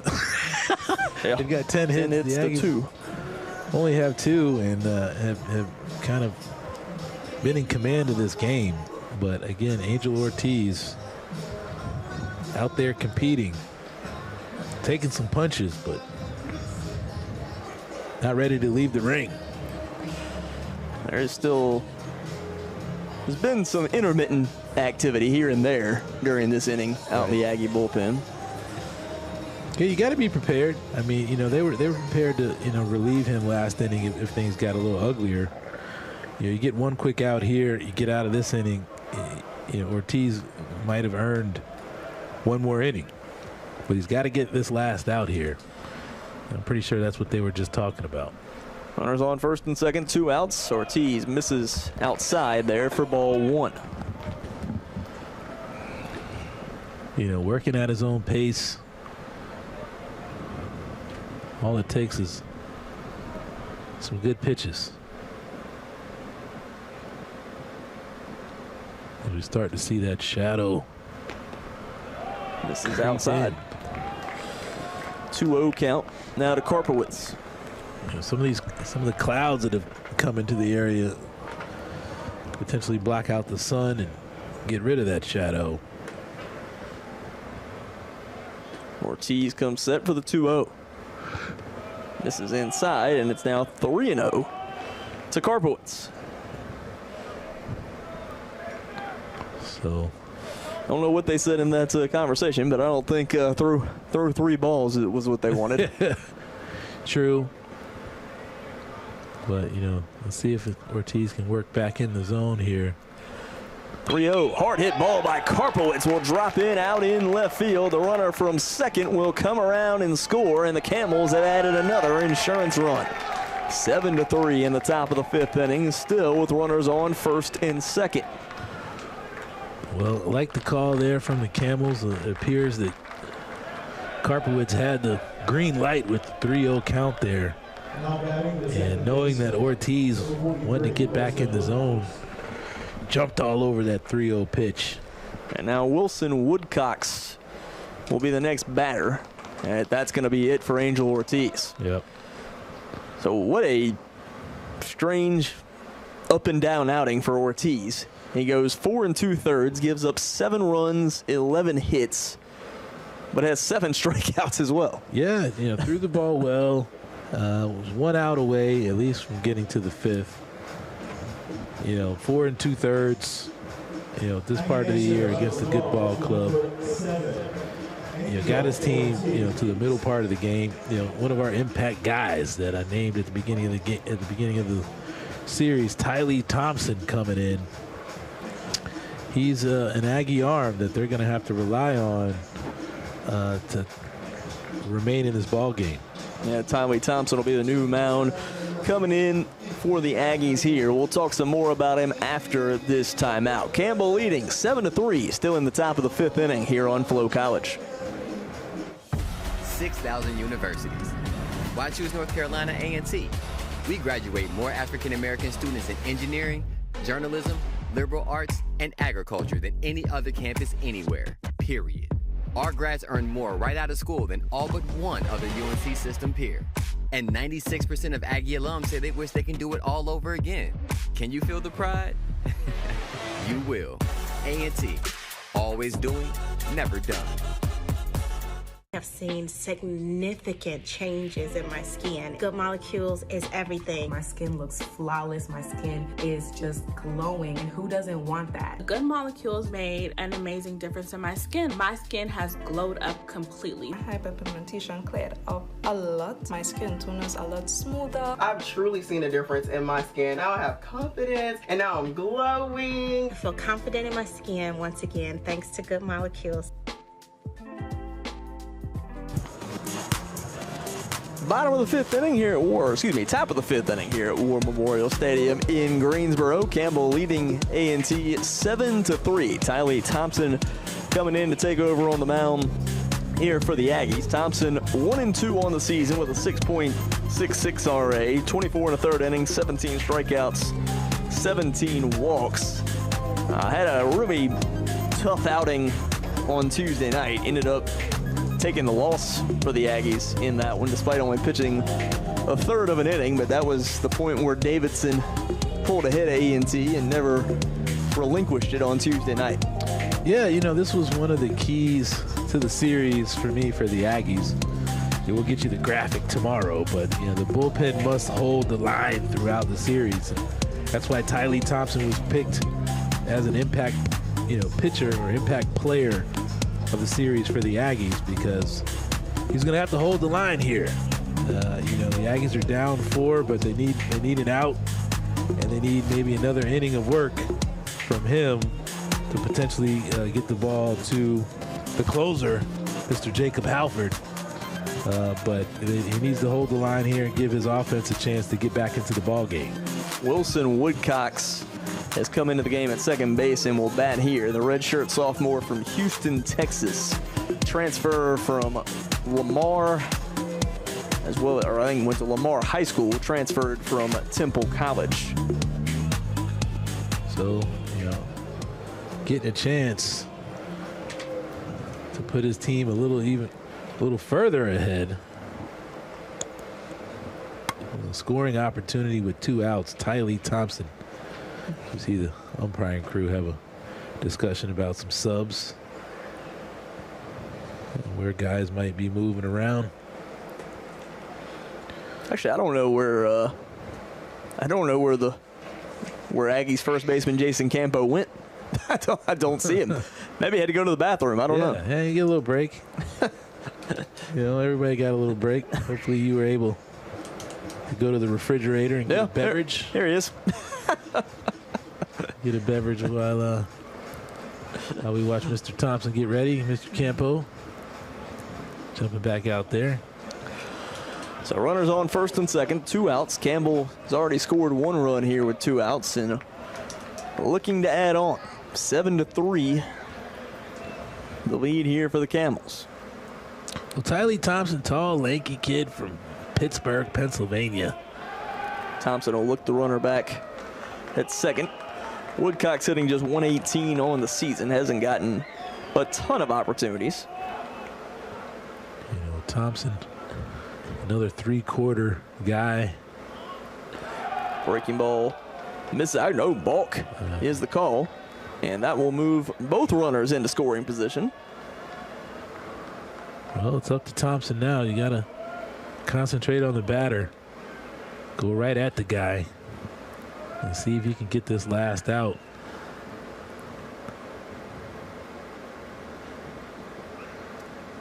Down in the dirt from Thompson, and the count will go to 2-0. So 2-0 count. I'm sure. I guess 1-0 is the count because of the balk. That's right. I thought that first pitch was a strike, actually, on the balk call. This is outside, and it's now 2-0. So Woodcock's not chasing anything out of the zone, trying to capitalize on this opportunity.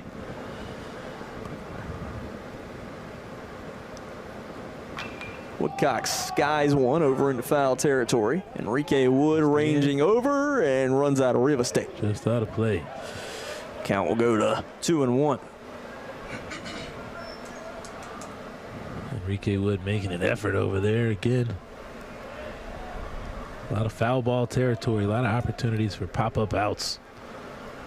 We saw a few earlier in the ball game.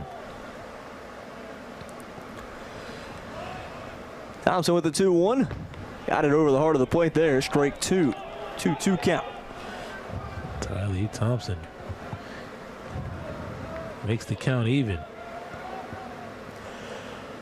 2 balls, 2 strikes, 2 outs, 2 runners in scoring position for Campbell. This one lifted by Woodcocks out towards shallow center field. Charging in, DeCarlo loses the hat but makes the grab, and that will end the top of the 5th inning. Campbell scores 1 run to stretch the lead to 7-3. Moving to the bottom of the 5th inning. Aggies needing to make up some ground when we come back on Flow College.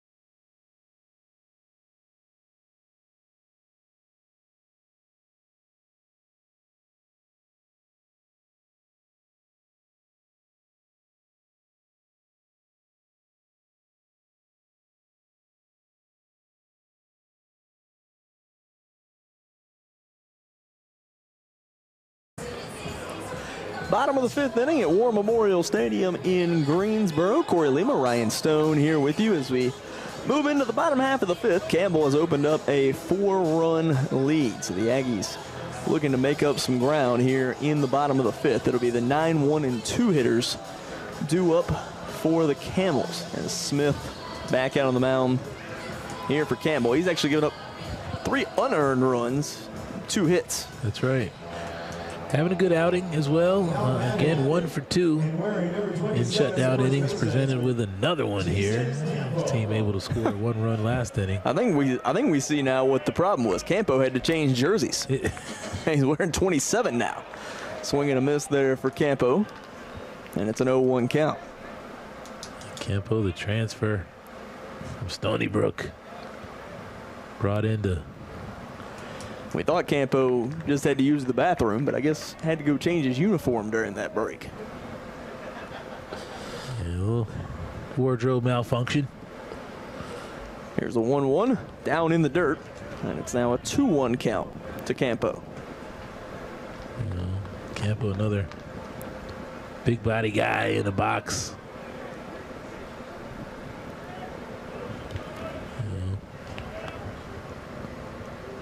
Big hack there from Campo as the count will even up at 2-2.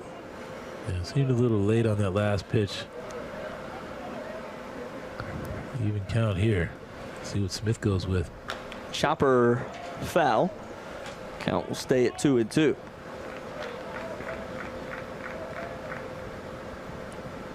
All right, I got 5 more movies for you, Ryan. All right. Let's see if you can, let's rank these here. All right, so you got Angels in the outfield. Swing and a miss there from Campo, and that's 1 away. All right, Angels in the outfield. All right, let's go with Field of Dreams. Okay. Moneyball. Okay. 42. 42, okay. And Hardball. Field of Dreams will be 1. Okay. I think 42 would probably be 2. Chadwick Boseman. The late great. Bruce Weiss will step in here. I think I would go. All right, it was Angels in the outfield, Hardball, and what was the other one? Moneyball. Moneyball. Oh, man. I guess I'd go Moneyball, then Angels in the outfield, then Hardball. Takes one on the shoulder there. Weiss, he's done that a lot this season. Yep. We'll go get him on here with 1 out. Mr. Weird for the team. So what'd you say first? I got the Field of Dreams, 42, I'm having a hard time between Moneyball and Angels in the Outfield just because they're two such different movies, and I like them for different reasons. I think I would go probably Moneyball and then Angels in the Outfield and then Hardball. And then Hardball. So you're not into the romantic baseball movies, huh? Hardball's not romantic. Hardball's not romantic. Which one? That's Kevin. That's For Love of the Game. Oh, we left that one out. Now, see, For Love of the Game, I really like. That's right. Bunch of baseball movies. This one misses inside for ball one. I actually might say For Love of the Game is a top 5 baseball movie to me. Yeah. This is inside, and this will prompt a mound visit here from Schultz to try to settle Smith down. Yeah, Kevin Costner is a big baseball guy. Yep.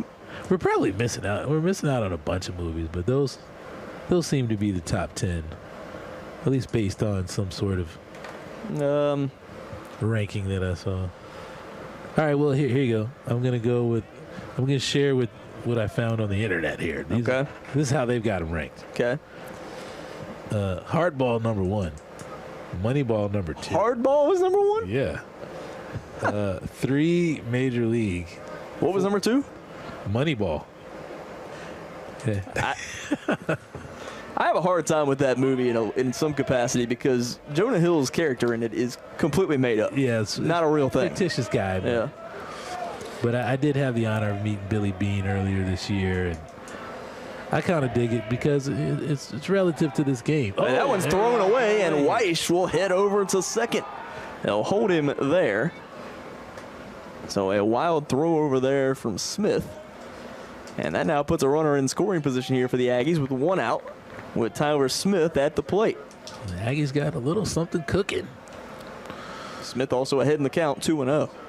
Well, yeah, we talked a little bit about it in a series or two ago, but, fascinating conversation about the data-driven decision versus the gut decision. We're going to get a mound visit here for Campbell. When all these coaching staffs, we're talking about this fight to get in the tournament, these types of decisions, pitching decisions, all of this stuff is relative to how this game is going to end. Are you a more data-driven guy or are you a gut guy? Maybe a little bit of both. Yeah. I think there's times for both. Yeah. Yep. We see Smith staying out on the hill. So Tyler Smith now will step back in. 2-0 count from Mason Smith to Tyler Smith. Runner on second. Smith will take it inside. Ball 3. I wonder if Tyler Smith has the same green light here on 3-0 count. See the Camels get a little action going in the bullpen. Smith 1 for 1 with a walk today. He'll foul that pitch back, and the count goes to 3-1. Well, that answers that question. Yep. I think that's a guy that's going to always essentially have the green light. Well, we saw Campbell 3-0 earlier, rip one to left field. Smith will take up high, and he draws the walk.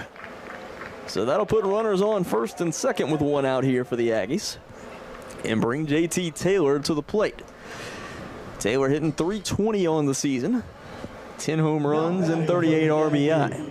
So we've got the home run leader for the Aggies. It'll be interesting to see how many, these first 3 guys in particular, Weish, Smith, Taylor, how many of them end up as CAA freshmen. I agree. It's definitely, they deserve to be in the debate. Taylor with 10 bombs. Doesn't seem to be that type of guy. And he rips one out to left field. Weish gets the green light to go home. Play bobbled a little bit out in left field, and Weish will score. RBI base hit for JT Taylor. That's 39 ribbies on the season. And A&T inches a little closer, 7-4 now. Well, that's why he's named an impact player. Now, this is the guy that went yard last time for the Aggies, Andrew Tinsley, with an opportunity to do the same exact thing. He had 2 runners on last time he came to the plate and hit a 3-run bomb out to left field. Well, he's a first pitch hacker. So if you're Mason Smith, you definitely want to, you don't want to throw him a cookie. because he likes to crack that bat. Misses outside and low. Count 1-0. Yeah, doesn't jump on that first one. Out of the zone, showing some discipline. But he takes one of the more aggressive hacks when that ball is close. He lifts one out towards right field. It will drop in. This is going to load up the bases. Runners kind of had to hold up there because that one looked like it may get caught. Yep. But now bases loaded with 1 out here for Savoy Edwards. So Mason Smith, 1 for 3 today in shutdown innings. Unable to record another one. The Aggies got bases loaded. 1 out right now. Savoy Edwards. Edwards 0 for 2 on the day and 244 on the season. He has had some good moments this year. 3 home runs, 22 RBI. Well, he's a kid that can, surprise you. Takes the strike on the inside corner. The last thing you can do here, though, if you're Savoy Edwards, you can't strike out and you can't hit into a double play. He typically goes to the opposite field. Take high and outside. Count evens up 1-1. See a few Camels down there in the bullpen, getting some of those cords going. Trying to get get warm as quickly as possible. Here's the 1-1. Got him leaning on that breaking ball for strike 2. 1-2 count. If I'm Mason Smith, I follow it right back up with another one. Edwards was pretty off on that one. Off, and he's taller, lanky. A lot of those guys don't like those pitches down there. Low and in, and Edwards could have let it hit him. But misses inside and low, it says, and the count evens up 2-2. Yeah, I thought that might have hit him. He kind of looked at the umpire like, what'd you see, ump? I'm a little surprised he got out of the way with the bases loaded. 2-2, breaking ball, hard hit ball out into right field. Nice piece of hitting by the freshman. 1 run comes in to score, make it 2, and it's a 1-run game. The freshman, Greensboro native, Savoy Edwards, delivers in a clutch spot. Getting it done, young man. Savoy Edwards, again, showing that he has grown this entire year with a 2-strike count. Showing that he's never out of the count. Driving the ball to right field. Still runners on first and second here with 1 out. And now Enrique Wood will step in, who's 0 for 2 on the day. And the Camels have definitely started to move a lot faster down there in the bullpen. They've got an arm starting to heat up as the Aggies begin to threaten. And that one's behind him. It hits him. So Enrique Wood gets put on, and that will load the bases. And now Nick DiCarlo will come to the plate with the bases loaded and 1 out. Well, with Nick DiCarlo, there's all types of options. We've seen the Aggies call a few squeezes. We've seen him just drag one on his own. Looks like you got Peyton Brown down there in the Campbell bullpen chucking a few. As DiCarlo steps in the box, Aggies trying to get some more. Carlo takes outside for ball 1. And bases loaded, still just 1 out. A&T with a chance to tie or take the lead. Carlo takes outside again. 2-0 count. Yeah, 2-0 count. Mason Smith starting to struggle a little bit. Starting to look down to that bullpen, look in the dugout. That's never a good sign. if you're the skipper. Looking like he's needing some. Swinging it would have been ball 3 there from DiCarlo. Yeah. 2-1 count. DiCarlo swinging at that eye candy. It just looks so good when it's right there at that level. Here's the 2-1. DiCarlo swings through, and the count evens up at 2-2. Yeah, DiCarlo with another 2-strike count here for an Aggie batter. See if he can pick one up from Savoy Edwards. 2-2, lifted by DiCarlo, back out towards right field. That will drop in, and the tying run will come in to score. Nick DiCarlo with an RBI base hit, and we're tied at 7. Still bases loaded with 1 out. So the Aggies just fight their way back with their own 4 spot. In the bottom of the 4th. New ball game. This one is turned into a bit of a slugfest. And Christian Amaro now will come to the plate, and that's going to be the end, I believe, for Mason Smith. Yeah, I mean, again, very much like Angel Ortiz. Got out there, 4 1/3. That's right around the time when you need some help. He gives up, so he finishes the day giving up 4 earned runs, 7 runs total, 6 hits, 4 strikeouts, 3 walks. Does Mason Smith. So new arm will come in here for the Camels, and not going to be in an easy spot. It's going to be bases loaded still with 1 out and a chance for the Aggies to retake the lead in the bottom of the 5th inning. We'll step aside for a timeout and come back and let you know who the new arm is for the Camels here on Flow College. 6,000 universities. Why choose North Carolina A&T? We graduate more African American students in engineering, journalism, liberal arts, and agriculture than any other campus anywhere, period. Our grads earn more right out of school than all but one other UNC system peer.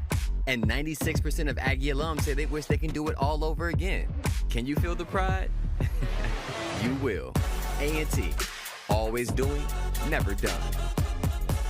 I've seen significant changes in my skin. Good Molecules is everything. My skin looks flawless. My skin is just glowing. And who doesn't want that? Good Molecules made an amazing difference in my skin. My skin has glowed up completely. Hyperpigmentation cleared up a lot. My skin tone is a lot smoother. I've truly seen a difference in my skin. Now I have confidence and now I'm glowing. I feel confident in my skin once again, thanks to Good Molecules. Still in the bottom of the 5th inning here at War Memorial Stadium in Greensboro. We've got a good one. Tie up at 7.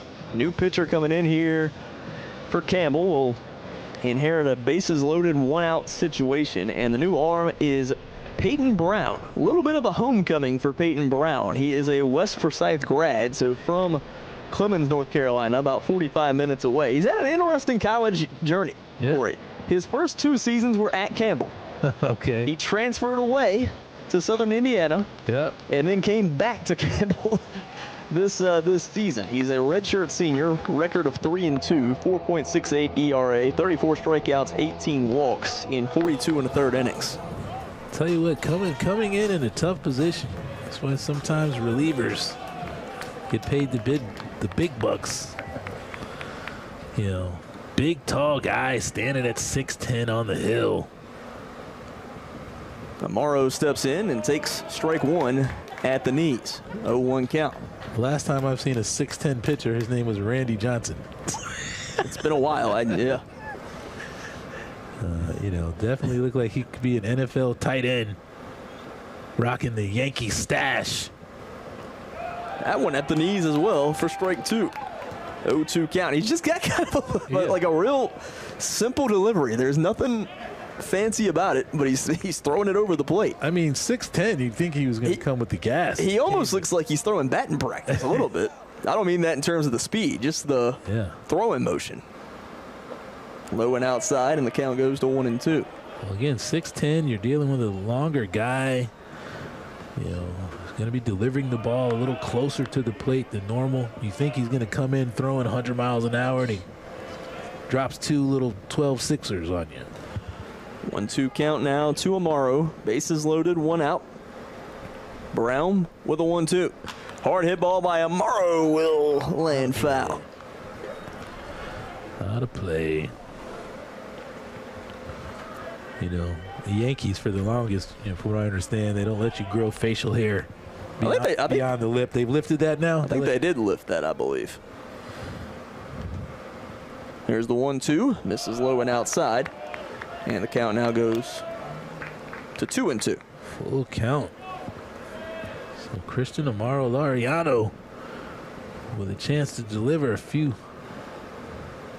punches to the gut here. If he can line 1 out. Here's the 2-2. Takes high, and it's now a full count. So Peyton Brown able to start with an 0-2 count. Brings it full. Bases loaded. I would go back to that hammer he was throwing earlier in the AB. 3-2. Misses outside for ball 4, and Amaro draws the walk, and the Aggies will take the lead.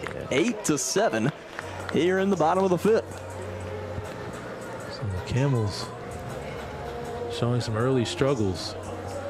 We were talking about impact players. I got stuck on Jake Murray for the Camels, but the other guy by the name of Shares, I believe his name is Brian Shares, Bryce Shares is my other impact pitcher for the Camels. We don't see him right now, but I think he's going to impact the series at some point, maybe later in this ball game. That one misses low and outside to Campo, now wearing 27. Still bases loaded with 1 out. A little dribbler hit towards third. Fires over to second. Across and in time for the double play. Beautiful double play and a big time there for the Camels to limit the damage somewhat here in the bottom of the 5th inning. However, I think they're going to ask for the replay, so hold on. Not going to commercial yet. As it looks like they're going to ask for the replay at first base. Clearly out at second. I think they got him. They got him. Oh, yeah, that's close. That is close, but I think that might be one of those. I was wrong, though, the replay earlier in the game. Are they going to take it? Yeah, they are. They are looking at it. That was Amaro that hit the grounder to third. A&T, again, they have taken the lead at this point. But if he ends up getting called safe at first, that would make it 9-7, as a run did come home there. Yep. For me, I didn't see enough to overturn the call on the field. You see them looking at it there, getting the same look that we had a few moments ago. It's close, but I think I agree with you. I think they just got him. Yep. Well, we got a new ball game here. And yeah, it looked like it was starting to swing in Campbell's favor, and Aggies have had a monster bottom of the 5th inning. Yeah, they've had some big innings. Throughout the season, they've had some games where they jumped out on a team early in the series, winning game 1, and just not having the same level of intensity throughout the series. So we'll see if they can, keep this intensity here. Definitely fighting back in this game. You see the umpires finish up taking a look, and they do confirm the out. So the double play turned, and that will end the bottom of the 5th inning. But North Carolina A&T scores 5 runs in the bottom of the 5th and now leads 8-7 as we move to the top of the 6th inning. Next on Flow College.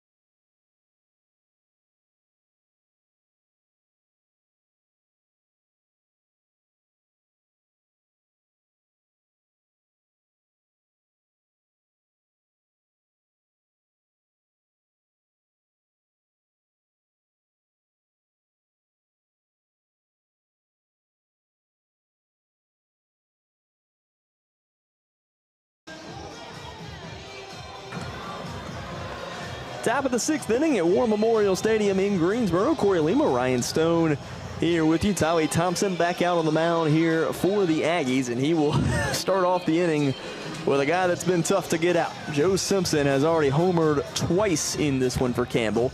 He's actually now has back-to-back 2 home run games. He homered twice in the midweek contest on Tuesday as well. So he's got 7 home runs of the season. 4 of them have come this week. hey, that's a guy that's glad that classes are ending. Yeah.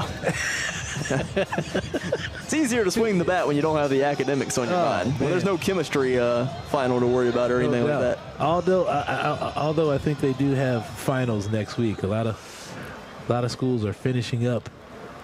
Exams are next week, but nevertheless, it's still, you know that the academic part of your commitment is about to be over, and it's time to concentrate on baseball. Simpson lead off here in the top of the 6th. Thompson's fastball catches the outside corner for strike 1. So again, reviewing, before the series, you look at, so Tylee Thompson again. I can't stress how important it is for that Aggie bullpen to hold the game where it is. They've been in just about every game, every series this year, until you get around the 7th or 8th inning.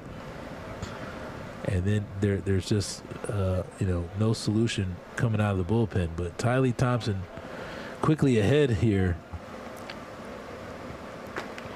And almost. Just outside, the count goes to 1-2. Hitting that outside corner for ball 1, but really well located pitch. Good setup here for this 1-2 selection here. Breaking ball, chop foul to the third base side. Count will stay at 1-2. Simpson doing a good job of just getting a piece.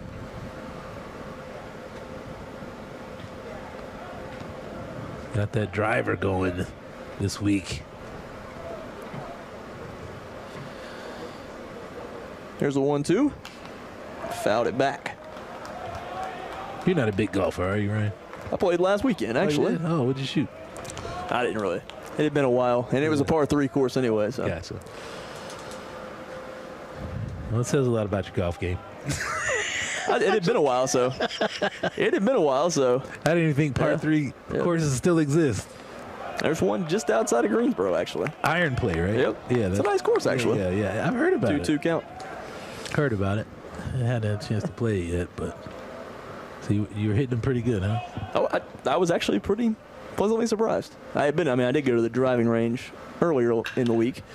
Chopper hit the short. Taylor fields clean, throws it across a little high, but they do say Amaro or Campo kept his foot on the back.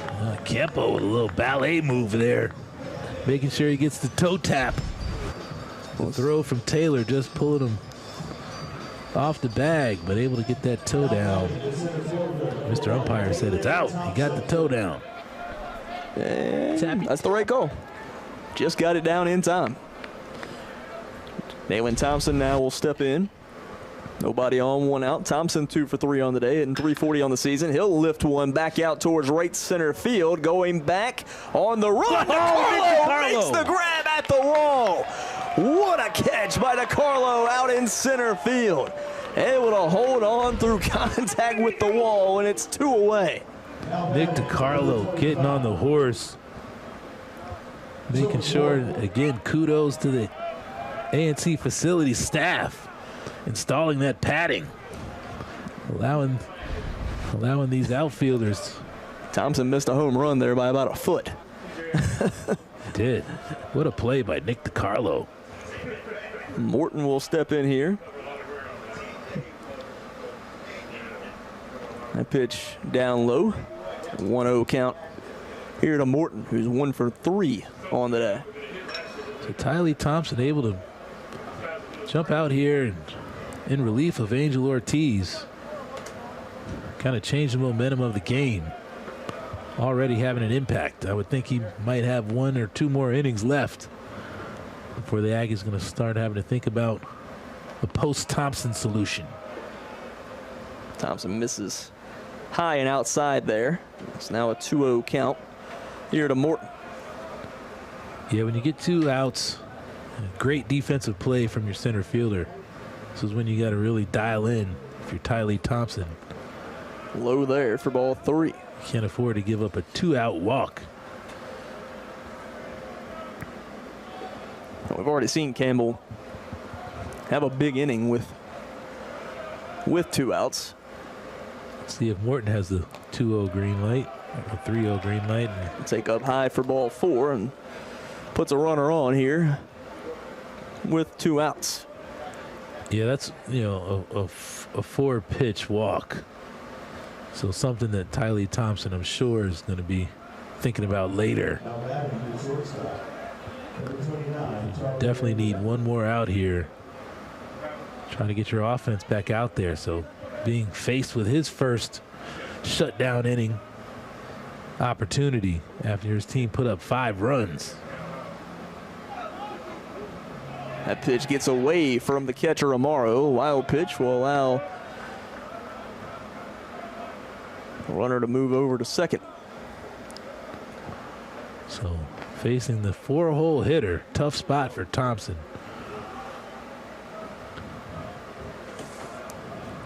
Down 1-0 in the count. Meglio misses low and in. And the count now 2-0. So Meglio looking like he gonna try to pull the stanky leg on that one. was a little bit of what he was doing there. You know, try to take a base. Here's the 2-0. Fastball misses up high. Thompson hasn't even really been. Wait, they called that a strike? That was. So 2-1 count. I don't know what. It was slightly above the belt. Slightly. I mean, I got whose belt? Shaq? Down in the dirt there for ball 3. 3-1 count. That was. I don't know what the umpire saw on that one. Yeah, their zones are. He's saying it grazed the bat. That's what the umpire is saying, that it grazed the bat. On that last pitch, so or the pitch No, before. the previous pitch, the one that he called a strike. Oh, okay. I don't really know how, but 3-1 count. Looks like Meglio has the same sentiment. This one lifted by Meglio back out towards left field. Savoy Edwards ranges back, makes the grab, and that will end the top of the 6th inning. North Carolina A&T still in front here in Greensboro, leading 8-7 in game 1 of the 3-game weekend series. Bottom of the 6th coming up next on Flow College.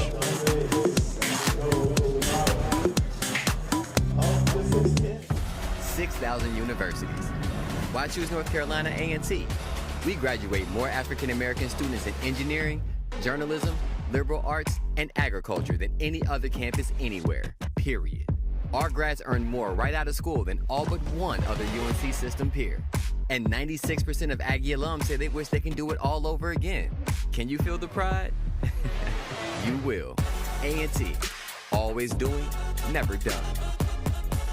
I've seen significant changes in my skin. Good Molecules is everything. My skin looks flawless. My skin is just glowing. And who doesn't want that? Good Molecules made an amazing difference in my skin. My skin has glowed up completely. Hyperpigmentation cleared up a lot. My skin tone is a lot smoother. I've truly seen a difference in my skin. Now I have confidence and now I'm glowing. I feel confident in my skin once again, thanks to Good Molecules.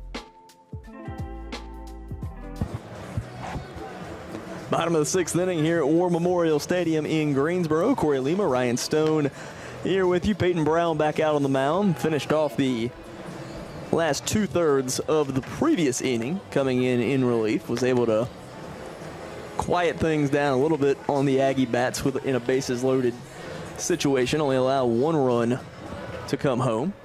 And the Aggies leading 8-7 as we move into the bottom of the 6th. Top of the order coming to the plate here for A&T. Weiss, who is 0 for 2 on the day, will step in. Yeah, you know, we're getting to that part of the game. It's going to get more and more interesting. 1-run game here. Both bullpens have been activated. Chopper by Weiss, ranging all the way over from third and firing it across in time is Oster. What a play there from the third baseman. Yeah, Jonah Oster making that look really easy. Cutting it off, but having to throw against his body and the momentum. You know, Weiss can move a little bit too, so definitely having to, awkward throw, but able to get it over to first. So Tyler Smith will step in now. Smith is 1 for 1 on the day. He has scored 2 runs and has walked twice, hitting .329 on the season. Again, Peyton Brown with the tall frame, not really throwing the ball super hard, but very effective. You know, throwing strikes. Defense making some plays, keeping them on their toes. We'll see the Camels with a shift over on the right side of the field.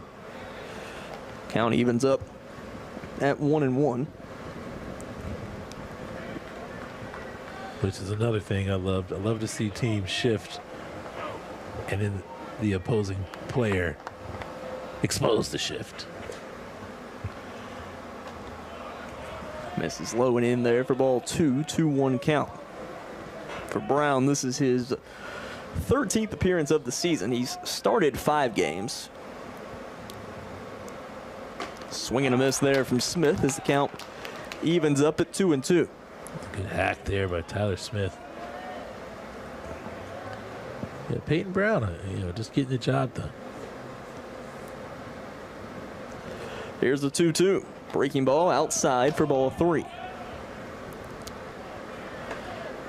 It's a big pitch here from Brown. Full count. You want to stay low in that zone. Tyler Smith can. As he takes another walk. Tyler Smith draws his 3rd walk of the game. And that puts a runner on for the Aggies with 1 out. Well, you're facing that meat of the Aggie lineup, and this is where the Aggies have done some damage today. JT Taylor now will step in. Taylor on the day, 1 for 3 with an RBI and 2 runs scored. So Peyton Brown here with 1 out, but having to face some productive Aggies.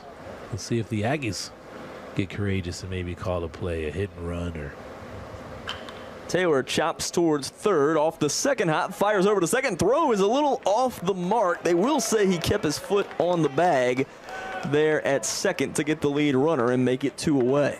Yeah, I thought they were going to call a hit and run. That would have been perfect timing for one. Tyler Smith probably would have been able to beat the throw to the bag. Take a look at the play here at second.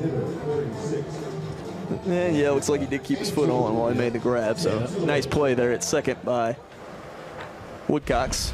Yeah, Woodcocks 2 away. Able to handle another awkward throw. Tinsley tried to slap the bunt down there. Had a right-handed drag on that one. Count goes to 0-1. Always a good idea. Always. After he hit a bomb earlier in the game. A 2-out bunt is an interesting decision. 0-2 count. Yeah,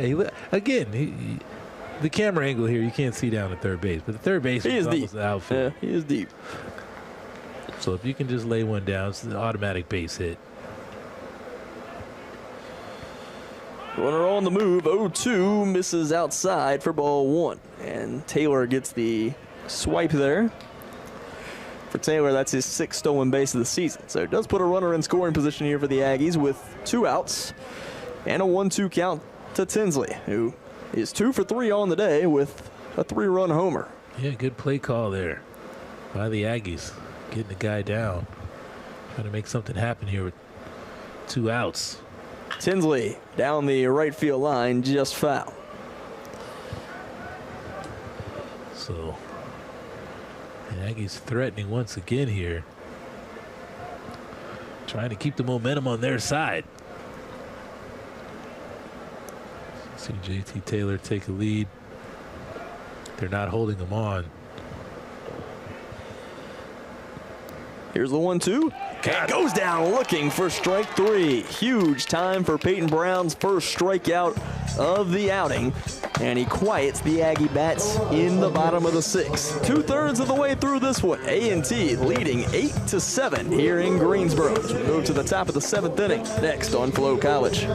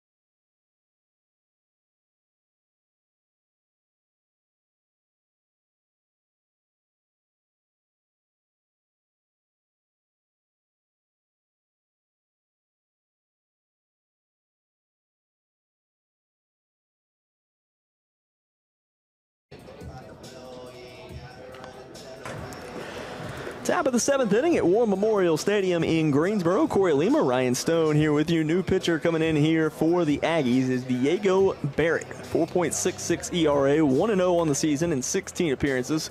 36 and 2/3 innings pitched, 37 strikeouts, 18 walks, an opponent batting average of just .206. So Thompson goes 1 1/3 inning in relief for A&T. And now he'll hand it over to Diego Barrett.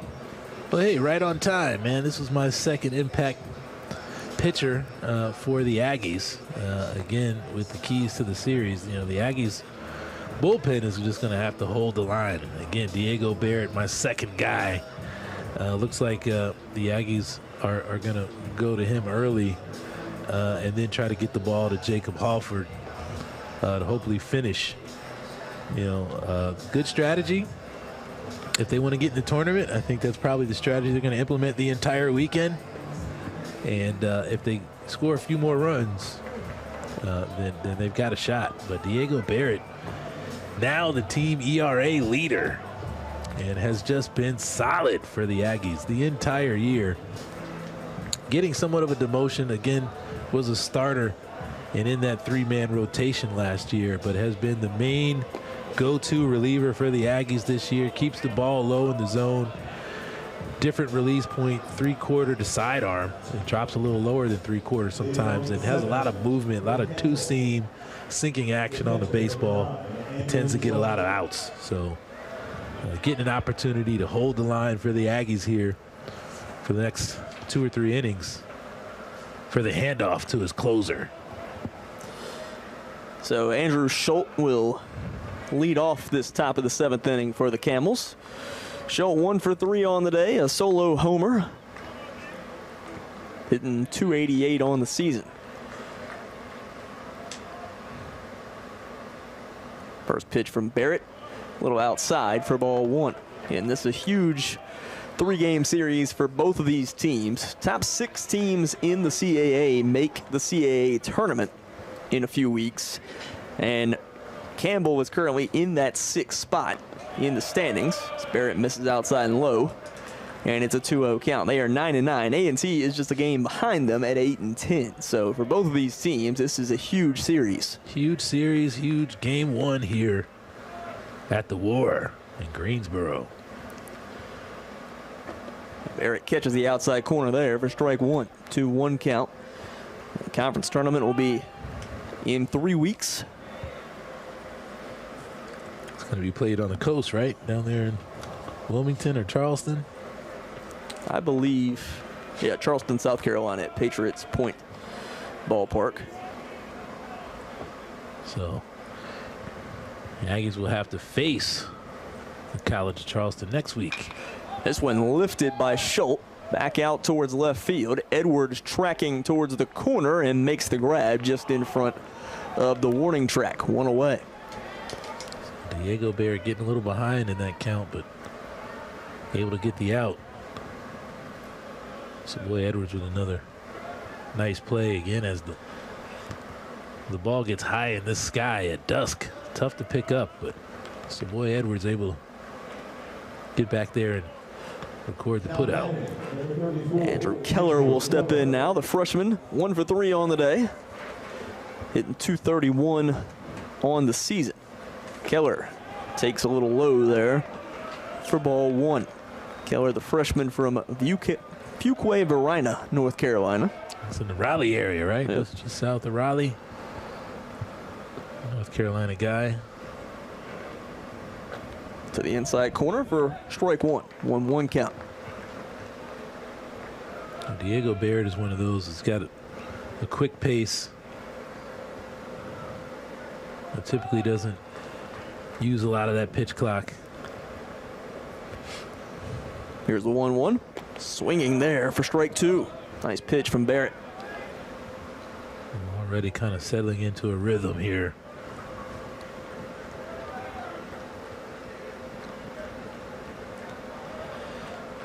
Something low and away. Here's the 1-2. Chopper hit towards the hole, ranging over. Smith fires it over to first in time. What a play by Tyler Smith. Covered a ton of ground out into shallow right field, and then Campo able to dig it out. Tyler Smith just being a baseball player. Having to jump in there at second base after his teammate A.J. Jones goes down, showing he can play this game at several positions. And Jason Campo. And how many guys would have just let that ball go into right field? Yeah. But he pursued it into the grass and was able to make a play. Campo over there, a nice pick out of the dirt. And the Aggies have 2 outs. Jonah Alster will step in now. He hit a solo homer earlier, 2 for 3 on the day. Fouls off the first pitch for strike 1. These Campbell Camels, at least the guys that have hit home runs today, showing a lot of bat speed. Whipping that barrel around, pulling it to left. Barrett, though, likes to live at the bottom of that zone. Here's the 0-1. Misses outside, and the count evens up 1-1. It's a good take from Oster. Well thrown slider there from Diego Barrett. Just off the plate. Might go back to that same spot. At the knees there for strike 2. A 1-2 count from Barrett to Oster. So that's the first kind of at the knees strike call I've seen today. Yeah, it's for the most part it's had to be above the knees. But Barrett just locating down there his entire outing so far. There's the 1-2, and that one a little wild to the backstop. Count evens up 2-2. An overthrow on that one. Sometimes you can get in the habit of trying to throw the perfect pitch. Trying to put a little bit more velocity on it. Even count. 2 balls, 2 strikes, 2 outs. The 2-2. He's got him swinging for strike 3. Diego Barrett with the 3 up, 3 down. Top of the 7th inning. A&T still in front, 8-7 as we've reached the 7th inning stretch here in Greensboro. Aggies coming back to the plate next on Flow College.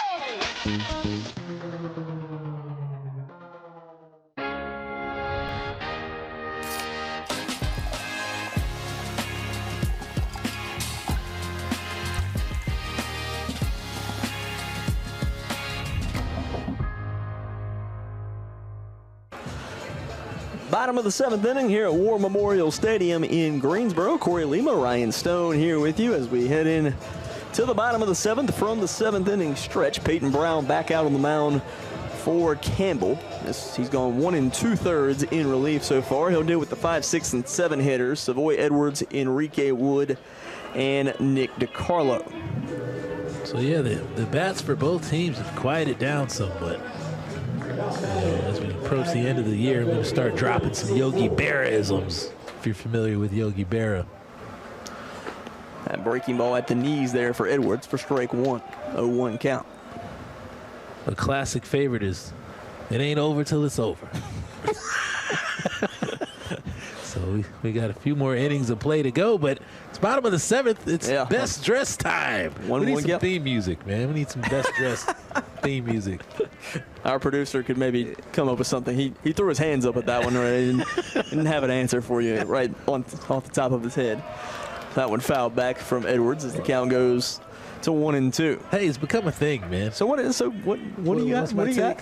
All right, well, hey, you know, always away grades with where you're from is going to be high marks for me. And Campbell is coming here with a beautiful uniform, classic Campbell across the chest. This is outside, and the count now 2-2. It's an away gray. They've got the black numbers outlined in white. The Campbell is outlined in white. You know, I think that it's a really clean-looking uniform. Looks like the White Sox, kind of a White Sox look, Chicago White Sox look, you know, just black and white classic. And Edwards goes down looking there for strike 3, 1 away. The Aggies have decided to wear their gold lids for the first time with the home white uni, which is always, you know, that's just the best Aggie uniform ever. Hopefully no one will ever get rid of that. This is a great matchup tonight, man. I disagree. It's an easy winner in this. It's an easy winner? A&T is the winner. You know why? Why? There's no orange in the uniform for Campbell. Enrique Wood lifts this one back out to center field. Thompson will move over and make the grab, and it's 2 away. This is the second time this season we have seen a team that did not have their main color in their gray uniform. I'm going to have to agree with you on that one, Ryan, because I'm with you. I'd like maybe to see that Campbell outlined in orange maybe, or maybe some orange in that C on the hat. Something. You know, it ain't got to be a ton, but something. Like it looks too plain. Yeah, a little orange on the sleeve. When your main color, if you go to the Campbell's website, orange is everywhere. That's a tough play. Look and at that, DiCarlo baby. is going to leg out the bunt there with 2 outs. Nick DiCarlo with a BB, a beautiful bunt. You know, Nick DiCarlo laying one down with 2 outs, trying to get something going. So yeah, I'm with you. I mean, I think that Campbell uniform is it's an Under Armour uniform. Seen a few Under Armours. You know, the Aggies with that Nike. You know, again for me, it's like NASCAR. You Toyota, you Chevrolet, Ford. You know, the Aggies with the Nike. I like the CAA right there on the sleeve for the Campbell Camels though. I think one team we had came in here earlier this year. That's a chopper hit running away, and that one's going to get legged out by Amaro. Tough play as Amaro hit away from the shift that time, and Meglio couldn't get it, and that'll put runners on first and second with 2 outs. And I say that, by the way, about the uniform matchup, and I don't actually really care for the white jersey, with the gold lid necessarily. But I still will take it over the fact that Campbell doesn't have any orange in the uniform. I'm with you. I mean, the Aggies typically wear their navy blue lids with this uniform, but it's definitely a good matchup. I think the Campbells came in here as we see another dribbler hit to third. Throw is in time, and that will end the threat in the bottom of the 7th inning. So 7 innings in the books here in this one. North Carolina A&T now leading Campbell 8-7 as we move into the top of the 8th inning next on Flow College.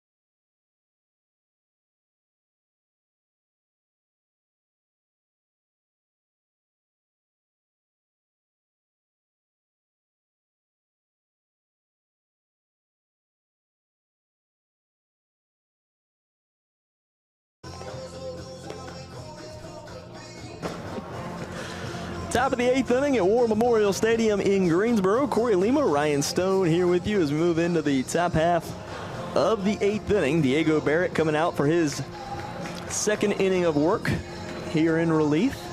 A&T in front 8-7.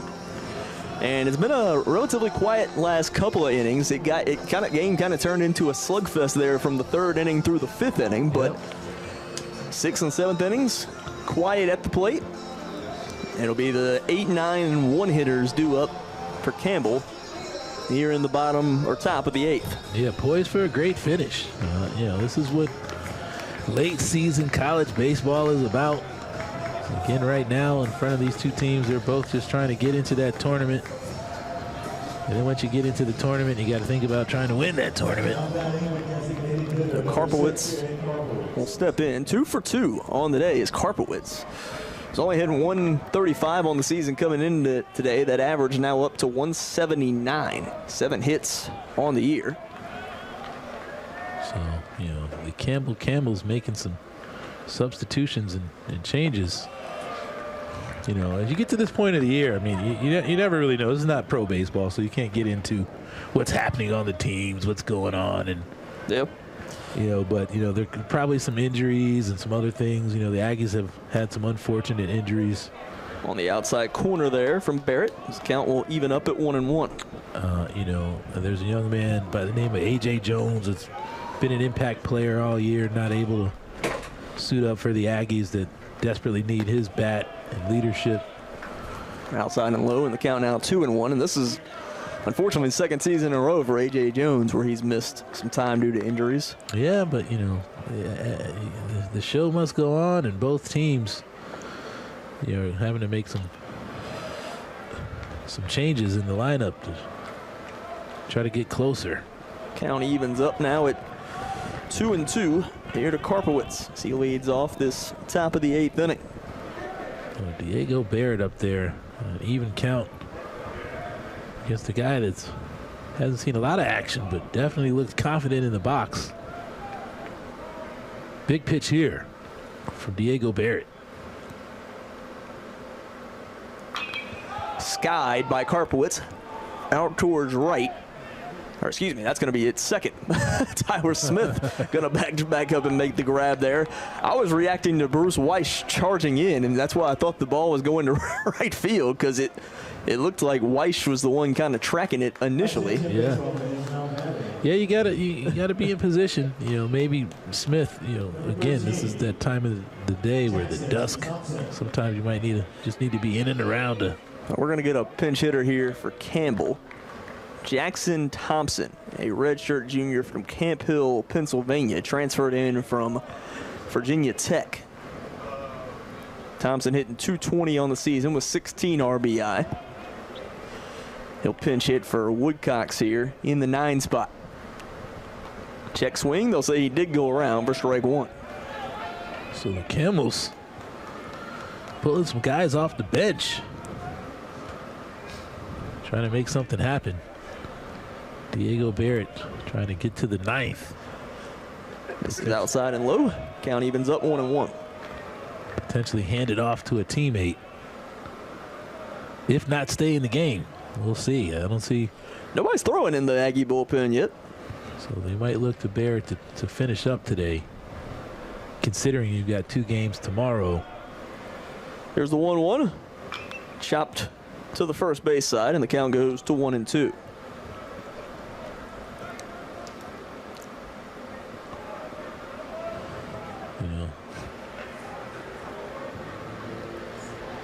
Watching Barrett compete has been a pleasure this year. Watching all these young men get after it. Here's the 1-2. Outside. Count will even up at 2-2.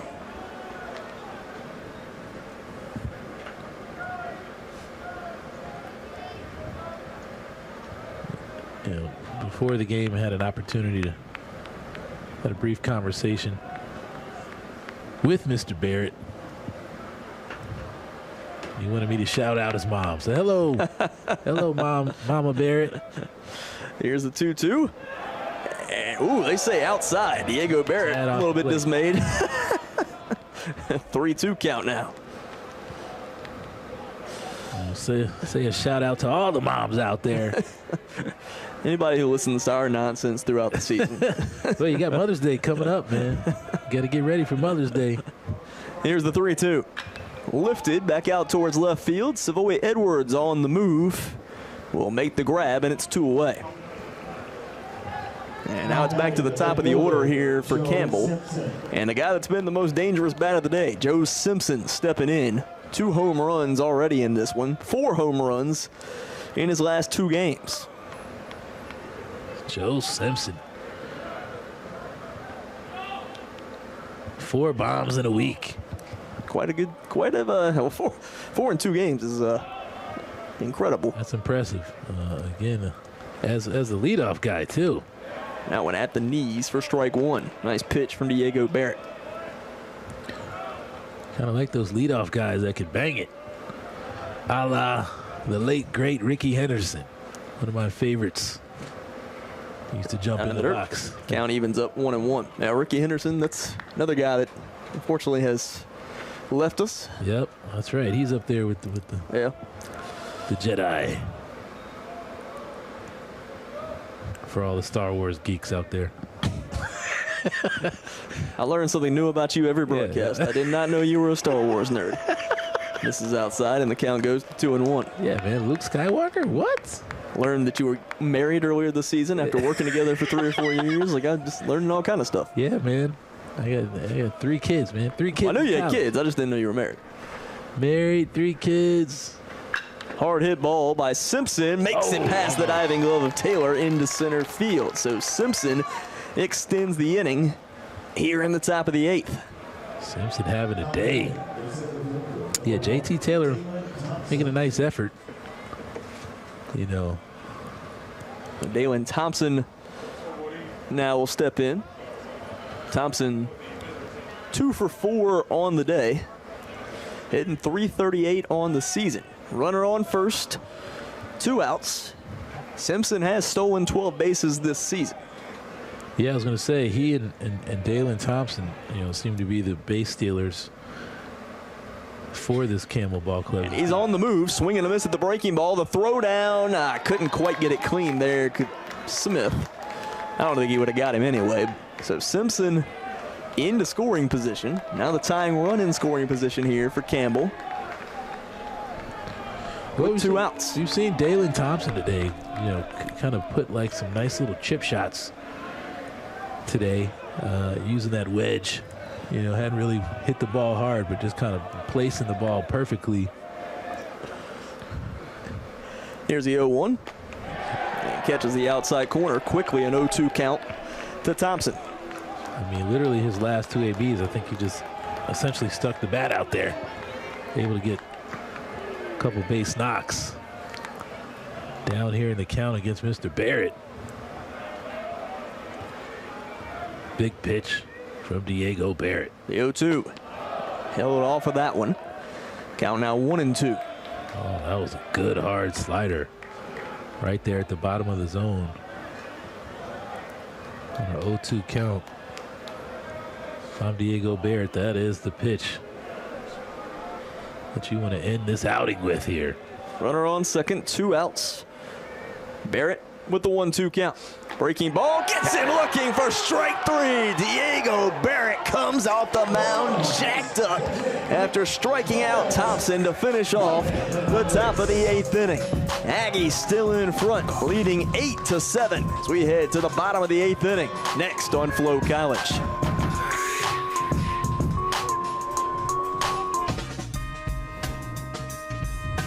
It's easy to forget that before they were known as heroes, they were young people just like all of you.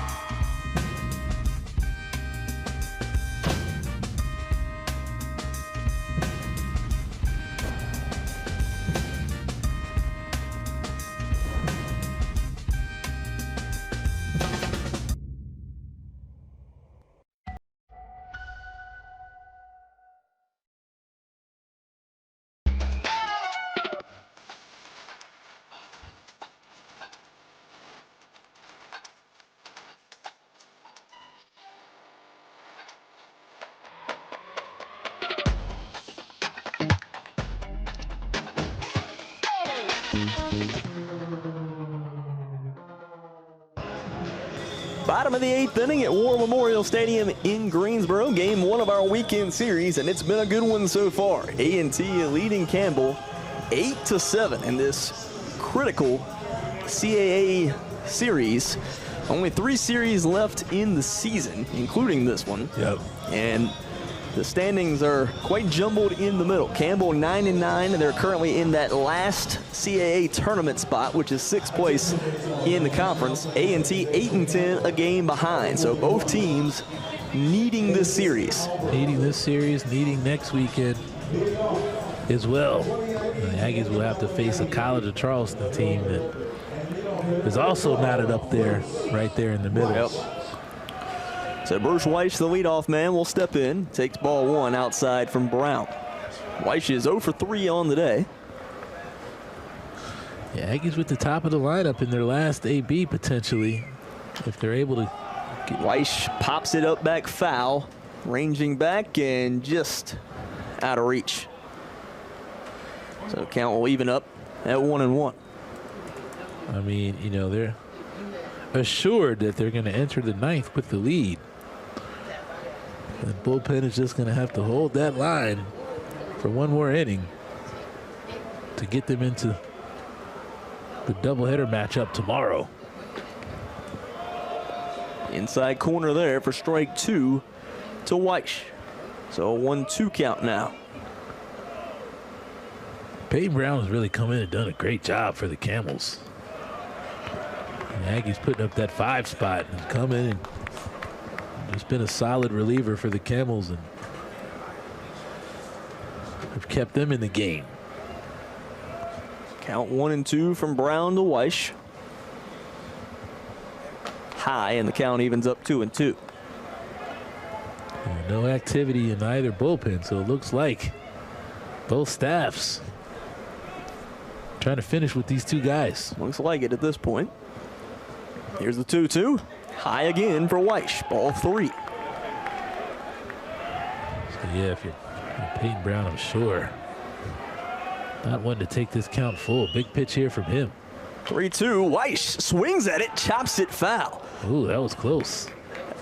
That definitely would have been a ball 4. That pitch was down in the dirt that Weish swung at.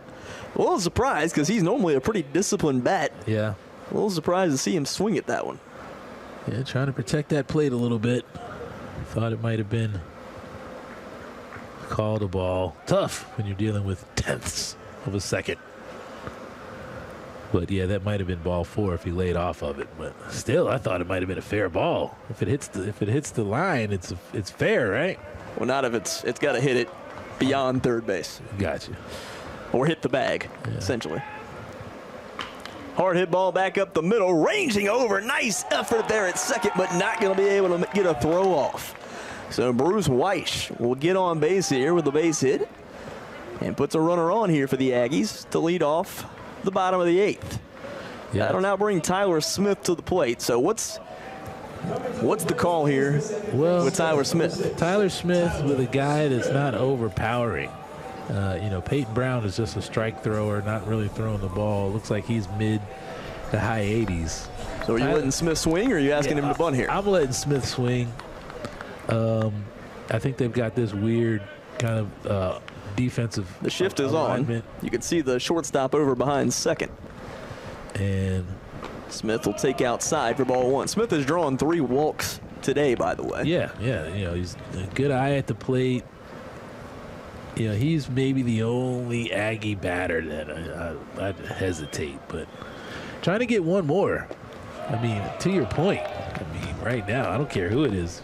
Babe Ruth, you're trying to get one more run. Yep. And count now 2-0 to Tyler Smith, though. You know. Takes it up high for ball 3. And it's a 3-0 count now to Tyler Smith. That's an even tougher call for the next guy. Because, you know, you got, you know, JT Taylor who's swinging the bat, you know, but second and third, less than 2 outs, man. I got to take it. A little activity starting in the Campbell bullpen as Tyler Smith draws the 4-pitch walk. So runners on first and second now with no outs here for A&T. Another tough decision as JT Taylor will come to the plate. Taylor 1 for 4 on the day. I mean, we've seen a few pop-up bunts, so that's always a risk, but I just think that's just that's the high percentage play right here, man. The high percentage shot. in basketball is the bunt, and then get it to your 4-hole guy who's already got a bomb on the ear, can get you a sack fly or double play would just be horrendous right now. We're going to see a mound visit here. I think this is just to allow the arm in the bullpen to warm up. Actually, no, they are going to make a change. Oh, man, they didn't barely gave that guy time. Well, hadn't thrown much down in the pins. He's maybe on his 10th throw, or maybe not, because I thought it looked like the third base umpire was going to get him, but he hasn't moved from the dugout. Looks like they're going to bring in a crafty lefty. No, I don't think he's coming in just yet. It looked like the third base umpire was maybe going to go get him, but he's still throwing down in the bullpen at this point, and Brown hasn't left the mound. I think he's trying to give him time to warm up a little more. Stalling tactic. I guess they're maybe going to let Brown face one more batter. You see the lefty Nick Biasi down in the bullpen for the Camels. Getting a little bit more time to get loose. Here's the other thing I'll agree with you on the bunt in this situation with runners on first and second. You take the double play off the table if you successfully bunt both guys over. Absolutely. And you've got second and third less than 2 outs. And Taylor takes outside for ball 1. Of course, Brown hadn't been throwing many strikes, so you may just be taking anyway at this point. That's true. A lot of options here, but definitely the ball game is on the line right now. Taylor hits it towards third, and it's going to be an easy play at third. He'll fire to second as well. Nearly, they tried to go for 3, but he gets 2, and that's the risky run there with swinging the bat in that spot. That's why you got to bunt. Terrific play at third, by the way, by Oster. This is a hard hit ball, and he is in. He's playing the bunt. Yeah, that is definitely why you have to bunt right there. So it'll still be a runner on first with 2 outs, with Andrew Tinsley coming to the plate, who's 2 for 4 on the day. Tinsley has a 3-run homer today.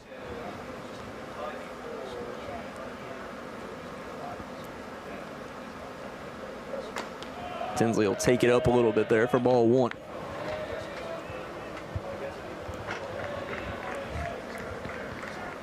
Yeah, Tinsley with 2 outs still can kind of make something happen here, but whatever happens right here is what they would have seen right there. Chopper towards short, fielding it off the hop, and a tough play. That second hop there on the shortstop, Meglio made it a really difficult play to try to get it to second, and Tinsley is going to end up reaching, and both guys are safe. So runners on first and second with still 2 outs. And watch this first hop as well. It's a high hop, and then that second one kind of shoots him into the outfield, and just made it a tough play because his momentum's carrying him the other way. Well, you got the freshman at the plate that delivered earlier in the game, so he put A&T in front. Actually, he tied the game, I believe.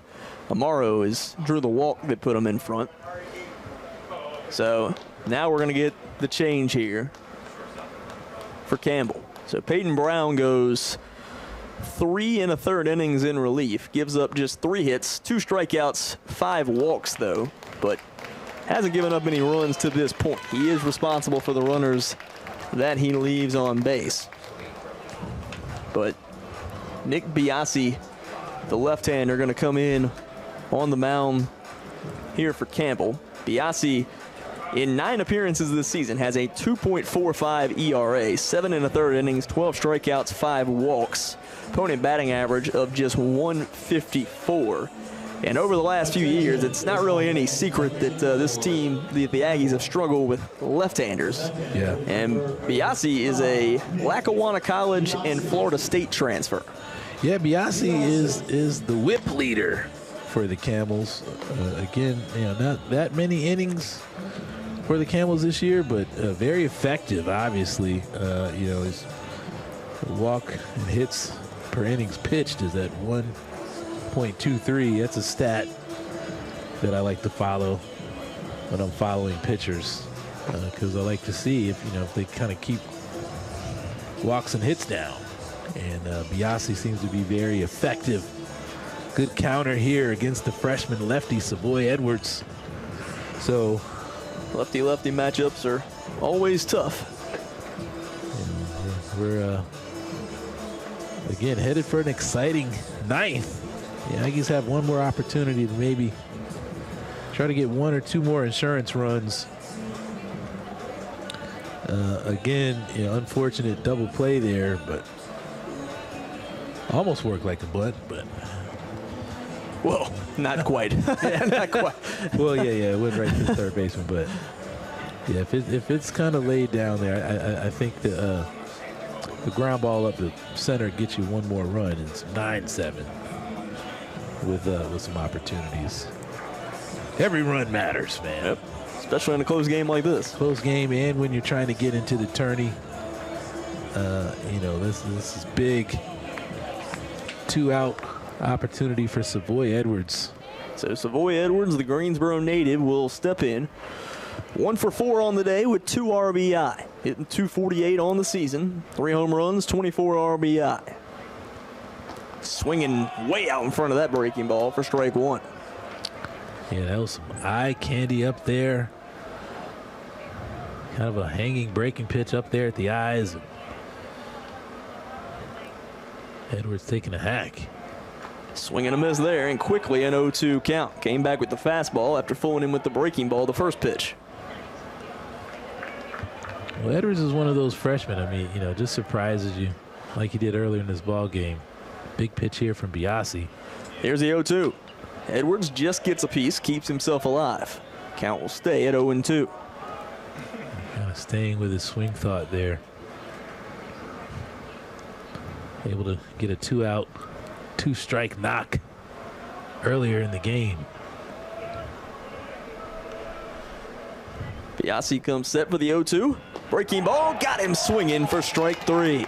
Nice strikeout there from Biasi to end the threat in the bottom of the 8th inning. So still a 1-run game as we move to the top of the 9th inning. A&T will try to finish it off in the field when we come back on Flow College.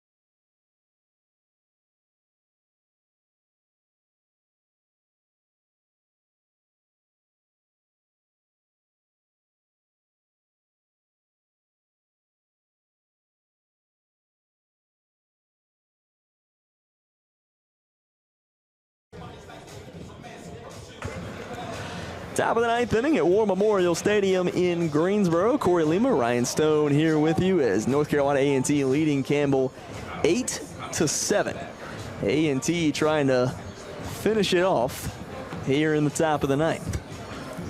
It'll be the 3, 4, and 5 hitters, Joey Morton, Charlie Meglio, and Andrew Schultz due up. So some dangerous batters coming to the plate against Diego Barrett. Barrett through 2 innings so far has surrendered just 1 hit.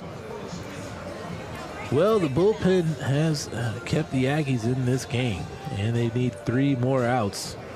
Our 2 impact guys, Tylee Thompson and Diego Barrett, have put the Aggies in position. They just need 3 more. They've been here before. Another Yogi Berra-ism. It's like deja vu all over again. Joey Morton will step in here. Morton 1 for 3 on the day, hitting .288 on the season. And Morton, a transfer from ODU and Crowder College. It's the NJCAA All-American last year. Takes strike 1. There you go, Barrett filling up the zone early. Aggies trying to get to game 2 and 3 tomorrow with 1 in the books.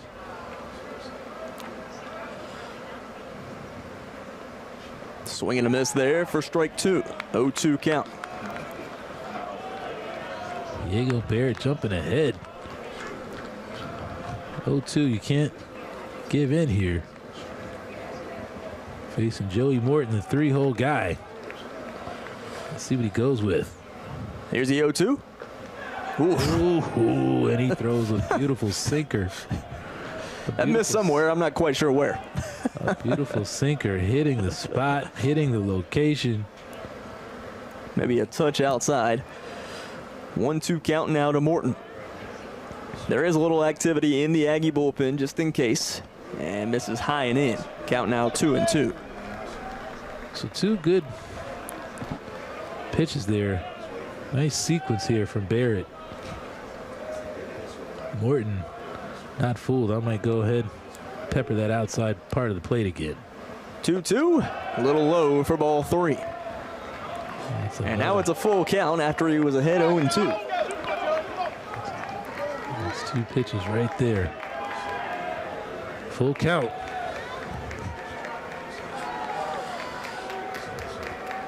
Here's the 3-2.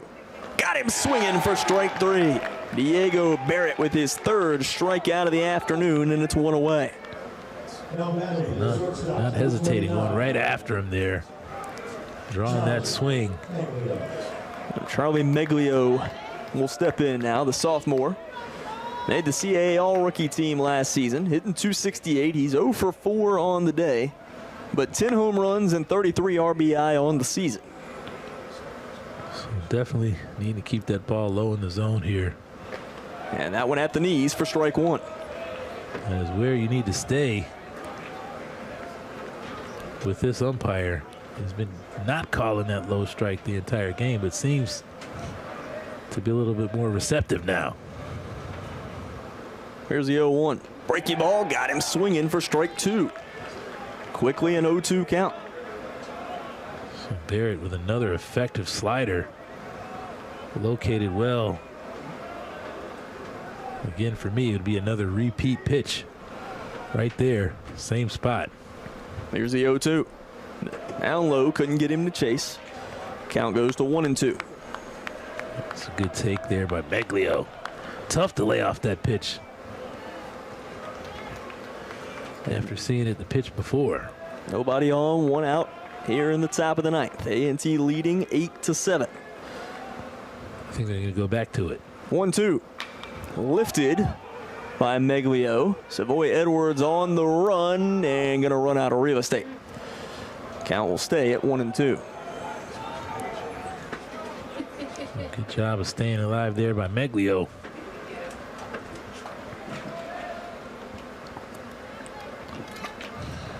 So I think that's maybe 3 or 4 sliders in a row in the same location. Barrett with the 1-2. I'm in favor of another. Nobody on, 1 out. Long stare. Love the pause right here by Barrett.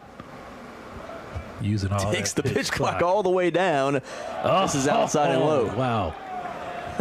Great pitch there, throwing off the timing. Using the entire pitch clock. So 2-2 count. Now to Meglio. Meglio with an even better eye. Nobody on, 1 out. Here's the 2-2. Got him looking for strike 3. Back-to-back strikeouts for Diego Barrett. That's 4, and it's 2 away in the top of the 9th. I don't know where Meglio thinks that one. Yeah, that's right. That's right over the heart of the plate right there. Over the plate and with a lot of movement and break on it. Late action on the ball. Diego Barrett trying to get it done for the Aggies, needing 1 more. Andrew Schultz now will step in. 1 for 4 on the day. He did homer. Swing and a miss there for strike 1. Andrew Schultz got really big leg kick. A lot of load if he times it right. It was his 10th home run of the season. Like that other outside, and the count evens up at 1-1.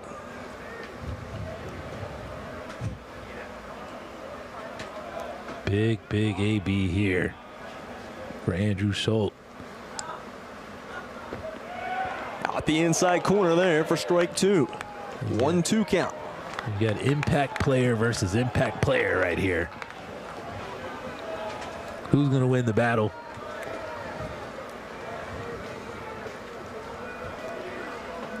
Here's the 1-2.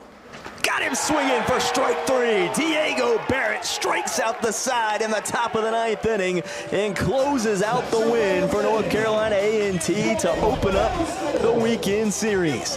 A&T gets the win 8-7. They scored 5 runs in the bottom of the 5th inning to erase a 7-3 deficit.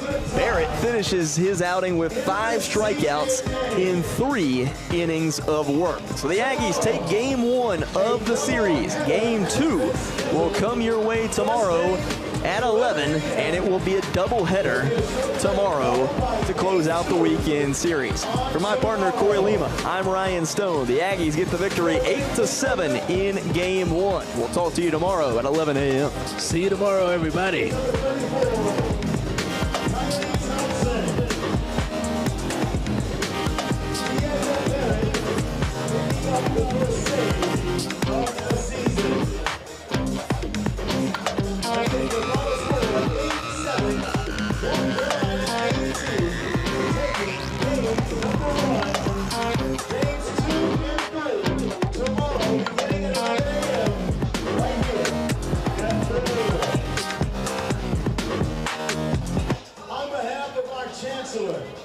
Dr. James Martin, our Director of Athletics, Earl Hilton, and our men's baseball coach, Tim Hall. We thank you for your support of North Carolina A&T baseball and coming out tonight to the war. We'll see you at 11 a.m. tomorrow. Aggie Nation and worldwide, can I get in at Group Right? Have a very safe evening. We'll see you tomorrow at 11 here at the War.